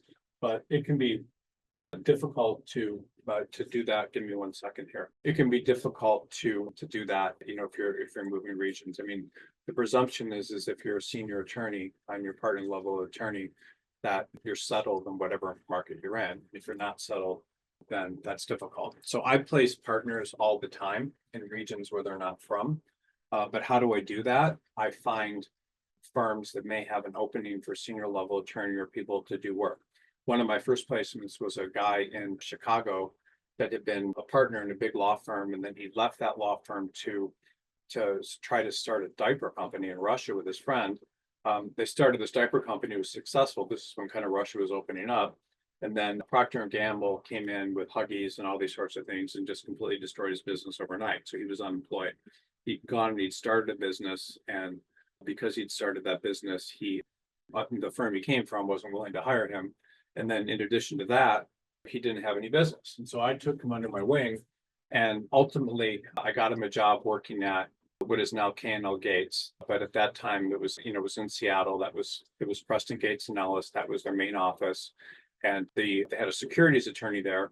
And that securities attorney went to be Bill Gates' personal security attorney. So they had and Bill Gates, by the way, is the son of the Gates from Preston Gates and Ellis, which is now K&L Gates. But so that's K&L Gates is related to the founder of Microsoft, if you can believe it. But anyway, so he went to work so this guy left, and so I got him a job as a securities attorney with that firm because that firm had an opening. So firms for senior level attorneys will always have openings. One of my second placements was of a guy that had he'd lost his job well, first of all, he'd been at a big firm, and then he moved out to Washington, D.C. to be a commissioner with the Securities Exchange Commission. And then when he was out there, he decided to get married to a second person. And the person that he married, the second person that he married was, was his second wife. So he had two wives at the same time. This came out and it was like a national scandal. So when I met the guy, he'd been unemployed for a couple of years. He was very down, and I found a firm that just was bursting at the seams of work. I didn't have enough people to do it, and I just kind of read about it in the legal newspaper. I read some partner talking about, I've never seen so much work in my 30 years of practice or something. And it was a small firm. I sent him there and he got hired. So partner level attorneys, you can get jobs in new markets, but often, you have to be in a well-defined practice area. Both these attorneys were securities attorneys that I'm talking about, but it happens with labor and employment attorneys. It happens with litigation attorneys. So many people get hired in other geographic markets. I'm working with a guy right now that's like a 25-year attorney without any business. It's a litigator, and I've been getting him interviews in Texas, even though he doesn't have any business, and he's in Los Angeles. So there's always work. You just have to kind of understand how to get it. Look, I mean, you have to be able to apply for jobs where there's a need. And if I was moving to another city as a partner, I probably would, what I would do is I would apply to every single firm that has an opening possibly for that. Give me a second. Okay, 1 second. Give me 1 second. I'm sorry. Oh, okay. One thing I'm unsure about is how to ask them for a referral when I haven't worked directly with them, say a senior alum from my law school or someone I met on a CLA panel. Is it appropriate to reach out and ask for a referral based on shared background? Absolutely not. So you can't just reach out to someone that went to your law school and ask for a referral. That's not enough of a connection. Now, if you're moving to a small market, like let's say you went to Columbia Law School and you're moving to Omaha, Nebraska, well, there's probably not more than a couple people from Columbia Law School in Omaha, Nebraska. So you could reach out to them and say, hey, I'm moving to Omaha from Miami, and I'd love to talk to you a little bit about the legal market there. You can do that. You can talk about the legal market, and that if you talk about the legal market and just sit down with them for a little bit to talk about it, that person could refer you to people. But people don't want to just refer people they don't know. It's kind of it's kind of intrusive. Like, why would you do that? So you don't want to people don't want to refer people that they don't know. So you have to work on developing relationships over time, and you don't necessarily have to develop them but directly. You can develop them by just staying in contact with people, and it's very difficult to ask for referrals.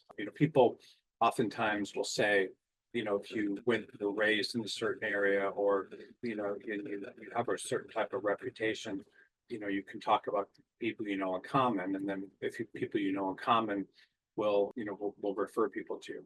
I grew up in Detroit, and when I was in Detroit, there were really only like 5 big law firms there. It was like Miller Canfield, Dickinson Wright, Hahnemann and Miller, Dyke and Magassett, and then a couple other ones like Plunkett Cooney and a couple other big firms, but not really many big firms. And in that particular market, because the market was so small, Detroit's almost like a small town.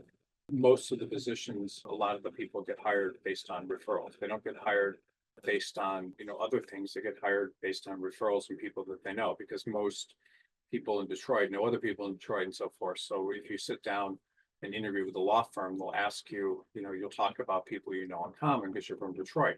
And if those people you know in common, if they contact them and they talk to them, then those people either say nice things about you or bad. So Detroit actually is, you wouldn't think so, but a very difficult job to get a, very difficult place to get a position in, because a lot of things happen through referrals.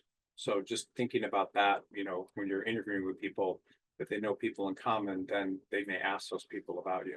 Yeah, these are great questions, by the way. Thank you. I mean, they're very detailed, and, we don't often get these kind of questions in webinars, so I appreciate everyone's questions. Okay, what happens if the person referring me isn't particularly influential or one known within the firm, say junior associate or former intern? Do their recommendations still carry weight, or is it better to focus on finding someone with more pull? I'm trying to be realistic about who my network is I can tap into, and I'd like to know how much the source of the referral matters compared to the content of what they say about me. Okay, so a lot of times people will think that if they know an associate in a law firm that they went to school with or something, that person's referral is going to carry a lot of weight. And I would submit to you that and this is, I'm sorry, an unfortunate fact, in probably 80% of the cases, when you know someone, and hold on a second.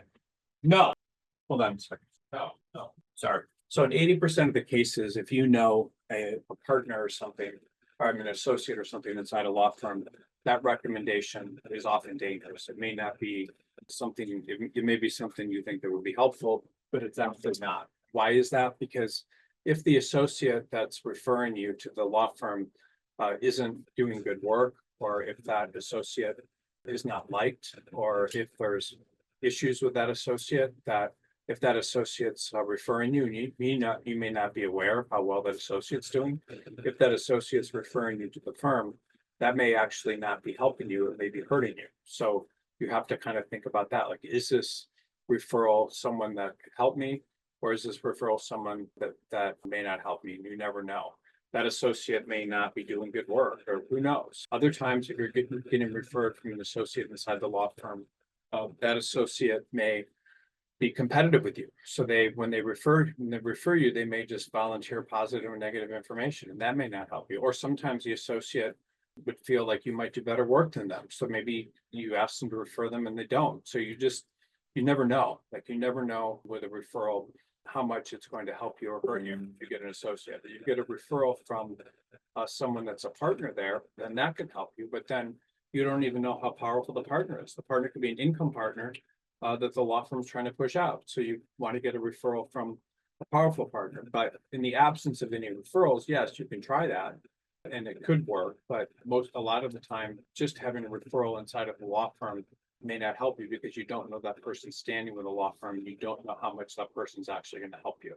So, law firms do hire based on referrals from associates and stuff. It happens, and law firms will pay associates finder's fees for bringing people that they hire, but you have to be very careful about people in the firm. No, a former intern is not going to help you. The person, it might, the intern really had a lot of weight there, but most of the time, it's not going to be something that's going to help you very much. Okay, but it's could, it could not. As a partner with a modest growing book of business, I'm often told referrals are critical to making a strong lateral move, but I find most of my network views me as a competitor than a potential candidate. How can I leverage referrals within such a guard ecosystem, especially when confidentiality is key? Okay, so if you have a modest but growing book of business, that's actually good. So when law firms are hiring partners with business, they like to see that it's increasing. So it's just like with a private equity company that may be investing in a company or buying a company.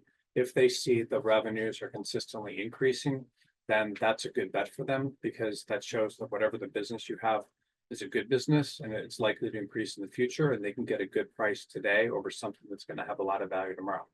So having business is a very good thing. But if you want to make a lateral move and you say your network views you as a competitor and potential candidate, my question would be like, why are your associations and the people that you're dealing with, why are those people necessarily competitors of yours? Like, I mean, why aren't you a member of networks that wouldn't be competitors. I mean, that doesn't make a lot of sense. Like you'd want to be part of, other associations and other types of networks that would view you as a resource, like someone that, that could refer people to you. Like I gave you examples of surfing communities, of all these different things where you're not a competitor. So you're probably, why would you be in networks that are only viewing you as a competitor? So, but even if you're viewed as a competitor, law firms, or people can refer business to you that they can't do themselves, that they might be conflicted out of. So that's something to think about. Like there, people you're getting referrals from don't necessarily need to be, they could be people that are competitors that may be conflicted out of stuff. Okay. Thanks again for all these great questions. These are very helpful for a lot of people here. So it's good to see. So I'm currently employed and not actively applying, but I'd like to start planting seeds for future opportunities. Referrals. What is the most discreet and professional way to single interested contacts in my network without risking my current job coming across as disloyal? So if you're talking to people in your network, you might say, that I'm doing this kind of work, but I would like to be doing more of this type of work or something along those lines. So you don't necessarily have to say, bad things, or you could say that my practice area, doesn't have as much work as I'd like, or the kind of work that I would like. You can signal interest in that way. That's not really disloyal. It's just saying, I'm looking for different types of work. And then if people in your network know that, then they can refer you. You don't have to say, you could say, I'm happy, but I don't like that, I'd like to be doing more of this. And then they'll think of you in that way. But most of your network is not going to help you unless you are doing something for them. Like you have to be providing value without asking anything in return. It's very interesting, like how successful attorneys do that. I know one guy that developed a pretty substantial book of business, and he did that by making friends with people inside of companies. And then if they had problems, like people that had business or not business, but were in charge of different areas of companies, if they had problems, like they lost their job or the company was in trouble or something, he would reach out to people that he knew to help them without asking anything in return. And then when they got into new roles, they would help him. He developed a big book of business like that. So, just trying to be someone that's a source of, help and not asking for anything in return can be very helpful. So how do you talk to people? How do you interact with people in a way that's providing value without asking anything in return, always seeming like you're a source of information. I had something also very interesting happen to me when I was in Detroit. So I was running this asphalt business, and the last thing in the world I was thinking about was, how do I incorporate this company? Like, how do I run it like a professional company and everything? And I remember I was doing work for this guy that was a partner at one of these big firms like Dickinson Wright, like doing this driveway or something. And he came out and talked to me. He's like, "Oh, you should, incorporate the company. You should do this and that." And I was like, "Okay." And then he asked me for my address, and then he started sending me different forms I could use to create a company. And then he would send me, an article or something, or with steps that I could do. And this is, keep in mind, I'm like, 19 or 20-year-old kid. He's doing this. He's planting the seeds. So very interesting, because if I ever needed a corporate attorney, he would be like someone that I would think of. And so that's, creating informal networks. And if I knew someone that needed an attorney to do corporate work, I would refer them to him. So all this stuff can be very, very helpful. Great question.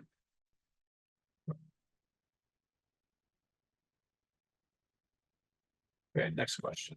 In my current firm, we sometimes refer out work we can't handle, whether it's due to conflicts, capacity, or lack of niche expertise. But I've noticed that these cross referrals rarely turn into reciprocal relationships or long-term strategic value. As a partner, how can I structure these referral interactions to create mutual benefit rather than one-off handoffs? I'd like to better understand how to position myself as a trusted referral source and a candidate for future collaboration or lateral opportunities. So if you do something for someone, there's different types of people. There's people that will appreciate it and remember it. And then there's people that won't reciprocate. And there's people that will reciprocate. So the only way that you get reciprocation many times is, trying to have actual relationships with some people that you're referring stuff to, then they will reciprocate. And instead of, doing the opposite. One thing that Quinn Emanuel did when they started in Los Angeles, is they were like the only like pure litigation firm with really good people there. And so they ended up getting a lot of business from a law firm called Latham & Watkins, which I'm sure you know, because Latham & Watkins would be conflicted out of different types of litigation, or just because of the strength of the brand, wouldn't want to do certain types of litigation they felt kind of beneath them. So they would always, like a lot of times, Quinn Emanuel became a trusted referral source. And then Quinn Emanuel, when Quinn Emanuel had corporate work or other types of work or real estate that they couldn't do, they would refer work to Latham & Watkins. So if you're a referral source to someone, you need to stay in contact with them. People that are very good at referrals will schedule lunches and dinners and things with people that could be a source of referrals. And there's a very successful real estate agent in Malibu where I'm at. He sells more houses than anything than anyone. And this guy, I referred sales to him, I referred rentals to him, I referred him a lot of business. And even though he doesn't necessarily do a lot of business with me, I mean, he's hoping at some point to sell my house. He's at least once a quarter, he's inviting me out to lunch or dinner, just contacting me. And even tomorrow, I'm having dinner with him. And he, is someone that is, that I've referred business to him and vice versa. So, he's there, he's developing a personal relationship with me. And because of that, I'm referring people to him. I wouldn't refer people to another real estate agent that just looks at me as a one-off, or someone that can help them one time. I'm referring, work to him. So it's just, and he probably has made millions of dollars off of my referrals, all because he just keeps a personal relationship going with me that has nothing to do with him getting business, even though it works that way. So if you're giving business to people, you should meet with them, you should talk to them, and you should try to be there for them in a way that's not just about business. Ask them to lunch, ask them to dinner. Sometimes, or if you're giving sports tickets, you're not using them, you can give them to him. And this is all the stuff that people in large law firms that are successful with business and referrals do. And if they're referring people out, you're meeting with them and taking them out to lunch or having lunch with them, and you're in their face and you've given them business, they're going to feel they need to reciprocate. Whereas if you just give business and don't say anything or don't try to talk to them, don't check in with them and see how things are going with a referral, then they're just likely to forget about you.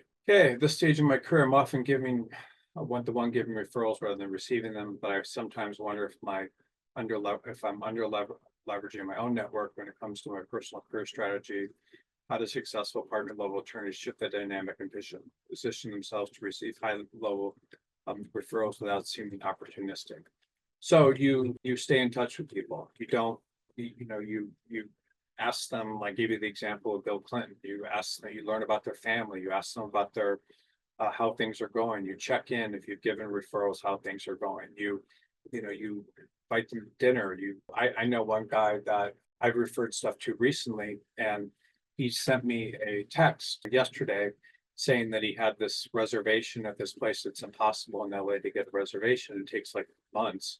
And would I like to use it next week? I'm like, yeah, that's great. So, you can get referrals that way. And so, all these sorts of things you can do to try to get referrals, and stay in touch with people, and then making it so they see you and they think about you. The only way to get referrals is to be seen. So you want to be seen. So you continually put yourself on the radar of people however you can to be seen, whether it's sending articles, whether it's sending birthday cards. Sometimes people will call people on their birthday, and they do it every year. And they, even though they might not be close with them, or they send them a text on their birthday, and all this stuff can help you a great deal if you just stay in touch with people. Okay, next questions. So we have a lot of short questions and observations. I have a couple more questions after this one.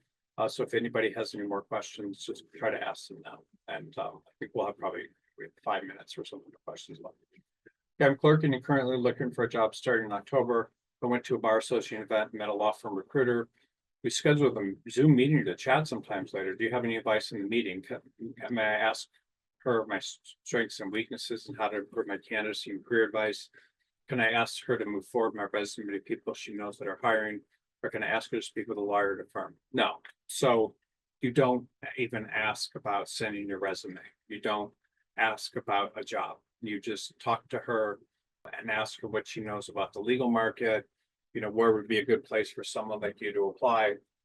How do I, what is, what do you, can you tell me more? Because I don't know this legal market very well. That's what you do. You don't ever ask someone for a job in one of these meetings.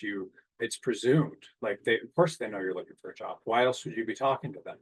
But, I wouldn't even do a Zoom meeting. I would ask if you go to lunch or something. The Zoom meeting is, it's kind of impersonal compared to what you can do. So I wouldn't ask, I would try to meet her, and I wouldn't even ask her about your strengths and weaknesses. Let her volunteer that. You can figure out your own strengths and weaknesses by reading articles that I have about resumes, and by understanding like your previous, just read materials and watch videos that I've done about. You can understand your strengths and weaknesses, and then you can tailor things that way. So I don't think you ever want to ask someone for a job when you're meeting with them. It's completely presumed that that's what you want. It would be an informational interview to discuss what she knows about the market, and what her opinions are and so forth like that. And could she review your resume maybe and give you some advice? That's about it. So you just show respect. Most of the time, law firm recruiters know people in other law firms that have, so law firm recruiters, or there's associations for them where they're all members. So there's all sorts of things that you can do to try to increase your visibility, and get referrals from people, but you don't never ask them for a job. If you know someone from law school, you don't ask them for a job. You ask them for information about the legal market and talk to them.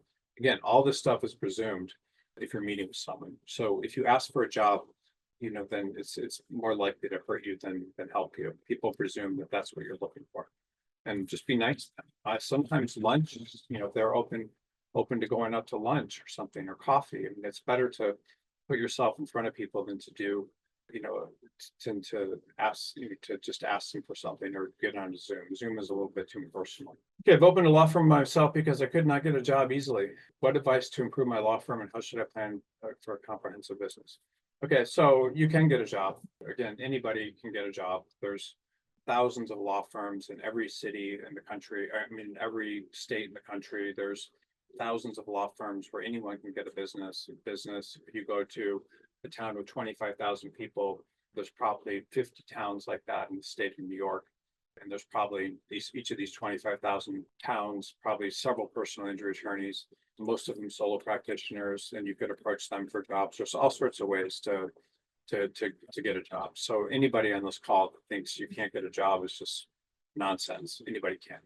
But to answer your question, how do you get a plan, improve your law firm, and how should you plan for comprehensive business?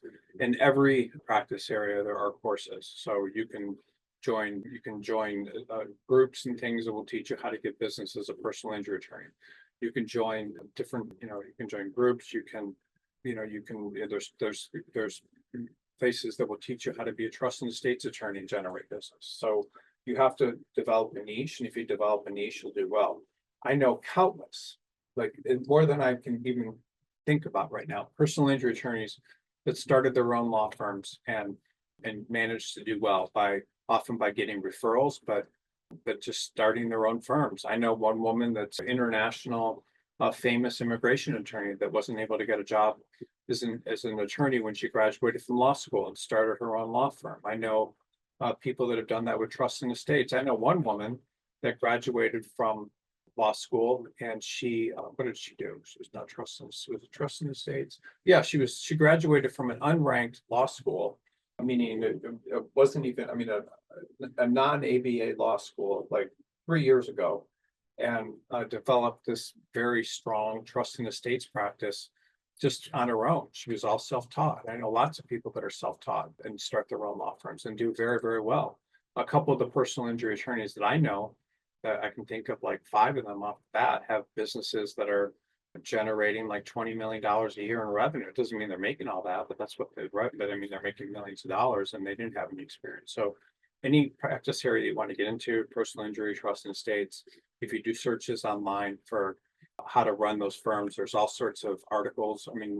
Things that are, paid subscription sites you can get into that will show you how to teach you how to do that stuff very well. So it's really not that hard. There's courses for people that want to do tax resolution and association, for personal injury, for trust and estates, for all of these things. And it's not that hard to to run your own practice and be successful, but you need to get help, and there's plenty of help available. And for anyone on this call that's ever thinking of it, you be very, very successful with your own practice. I mean, it's there's also like, all over the country, there's these areas that are, somewhat rural in nature. Those areas have plenty of opportunities. Like you could start your own firm there, and there's not any other attorneys in the market, and they need help. There's these farming communities and all these different places all over the country. I've told this story before, but at least once a year, we'll get a call from someone that's in like a small town somewhere, and where there might not be any other attorneys like in a 20-mile radius. And they're like, listen, I'm retiring.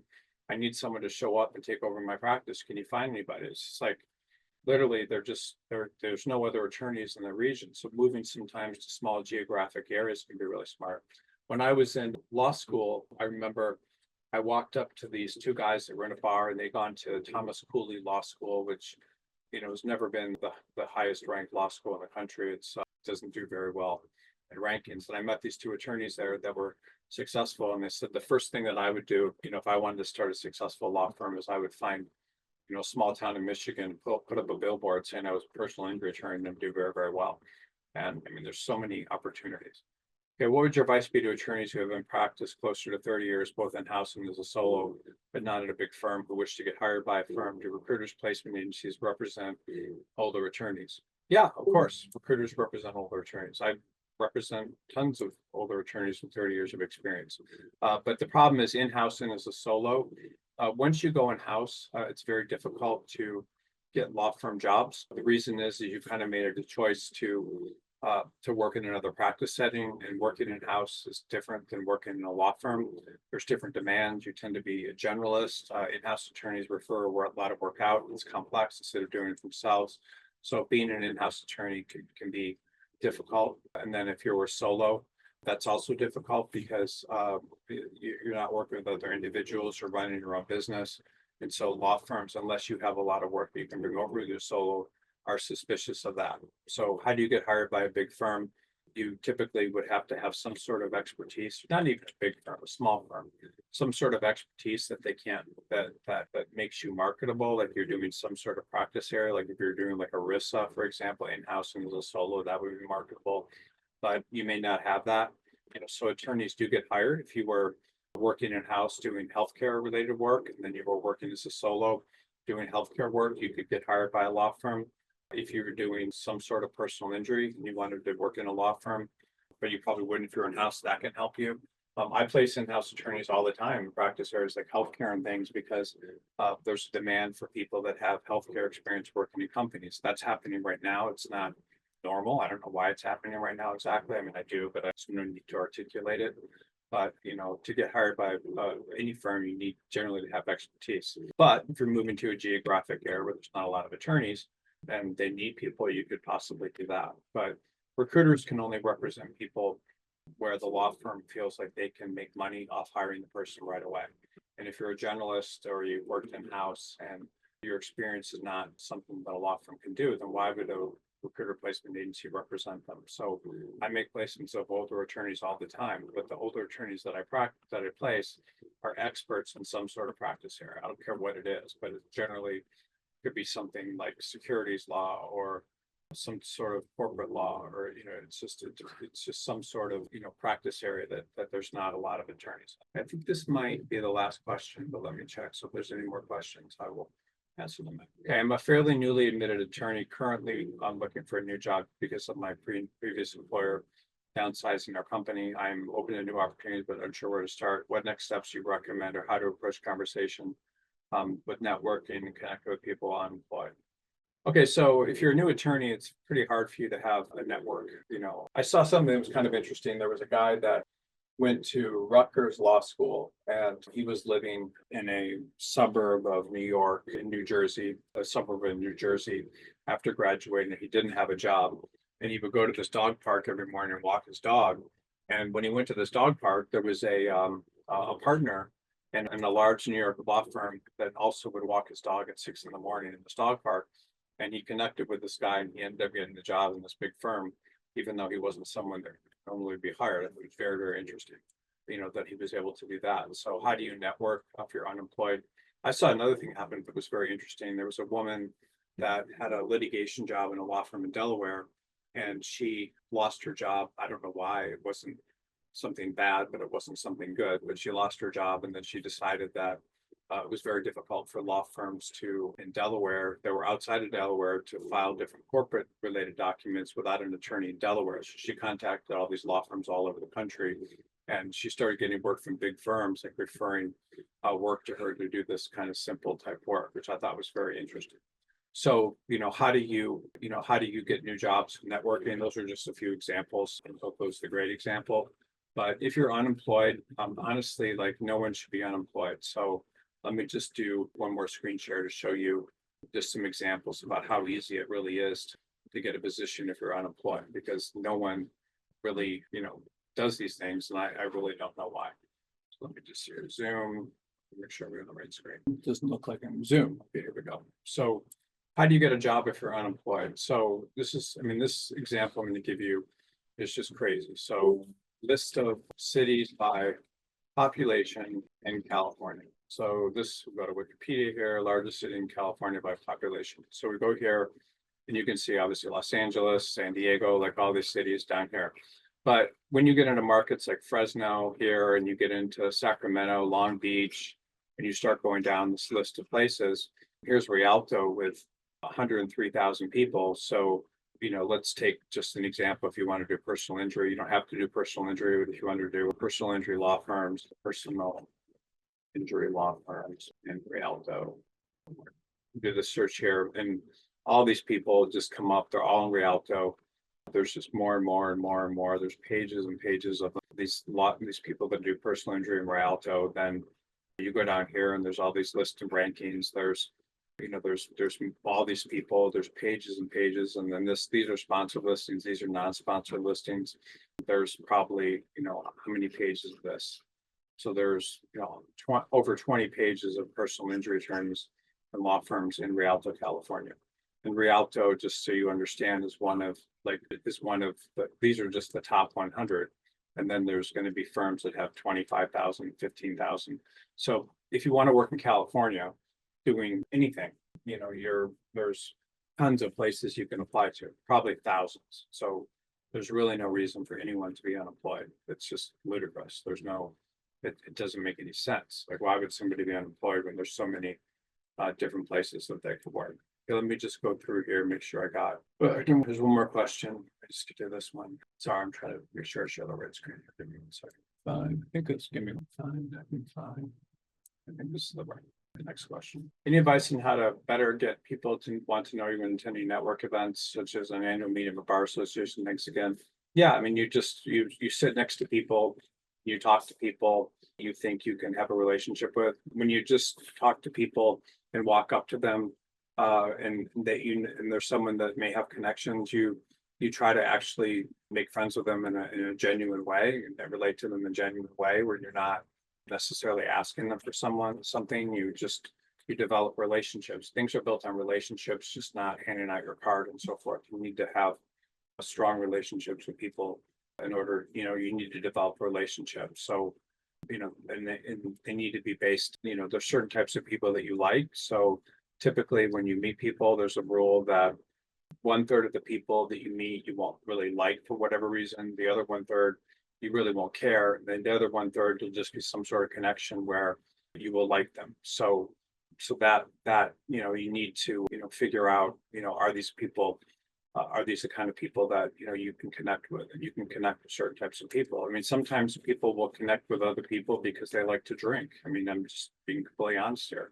There's groups of people that like to drink together, and they just enjoy that, and that's what they do. There's people that like to play sports, or people you can connect with people in different ways. I mean, I'm just saying you could literally do it through drinking, but I'm not suggesting you do that, but a lot of people do. There's people that like golf. There's people that share interests. And so if you go to a bar association meeting, you need to try to connect with people that you might actually have interest that you share. Okay. Thanks for someone that just asked another question. So this is helpful.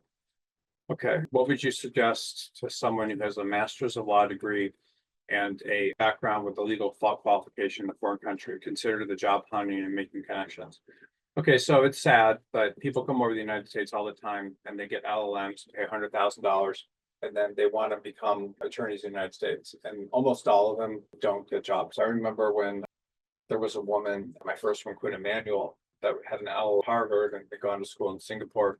And she said that out of her class of 100 plus people, only 2 people got jobs in the United States. So the reason people with LLMs don't get jobs in the United States is they think that they can work in the best firms and get jobs there.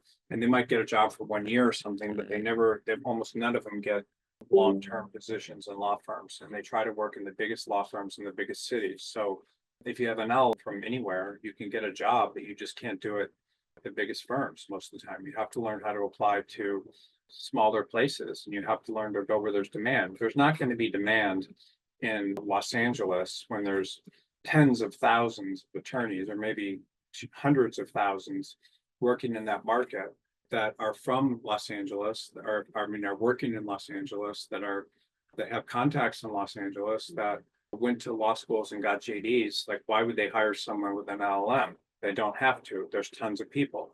But if you start looking at smaller markets like Indio, California, which is Jesus, it's pretty freaking hot there, and not a lot of people want to work there. But if you try to work in Indio, California, you're going to have a much better chance of getting a position up there than you would at any of the larger cities. So you try to send your resume unsolicited to places in these smaller markets. That simple. No one does it.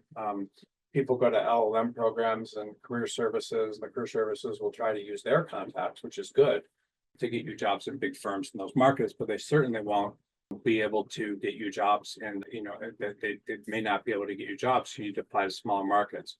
If I was an L and I wanted to try to work in a big firm, I would get my L and I would also get my JD. If you get a JD, then people are likely to be interested in you because you're competing with other students. So they have a basis of your grades and your LSATs based on the top of the law school you go to hire you. But if you try to go to a smaller market, then you can typically, if there's a dearth of attorneys there, you can get a job. So that's what I would do as an LLM. It's very funny sometimes. Like, I see people that are LLMs and then they're smart, and very few of them are. I saw one guy that was from China, came over, got an L, and he was working like in rural North Dakota, helping people buy tractors for his employer at law firm there. That's all he did. I thought it was very funny because he didn't speak very good English, but he got a job in North Dakota helping people buy and sell tractors with a small firm. Brilliant. I think the only reason he did that was his wife's family had a Chinese restaurant there or something, and managed to get a job. Anybody with an LLM can get a job. It's just you have to apply to smaller markets. Okay, so I think that those are all the questions. This was a very important webinar. I congratulate everyone that spent the time on this. This will, if you understand the things I said today, it can change your life. It can change you getting business. It can help you get jobs. It's very, very, very valuable subject matter to learn about. And anybody, when you're on these webinars, I hear people all the time that get, even if it's one little piece of information that you remember, can really just change your whole life. And so again, I commend everyone for being on this, and I will be back next week, hopefully with a topic even better than this one. Thank you.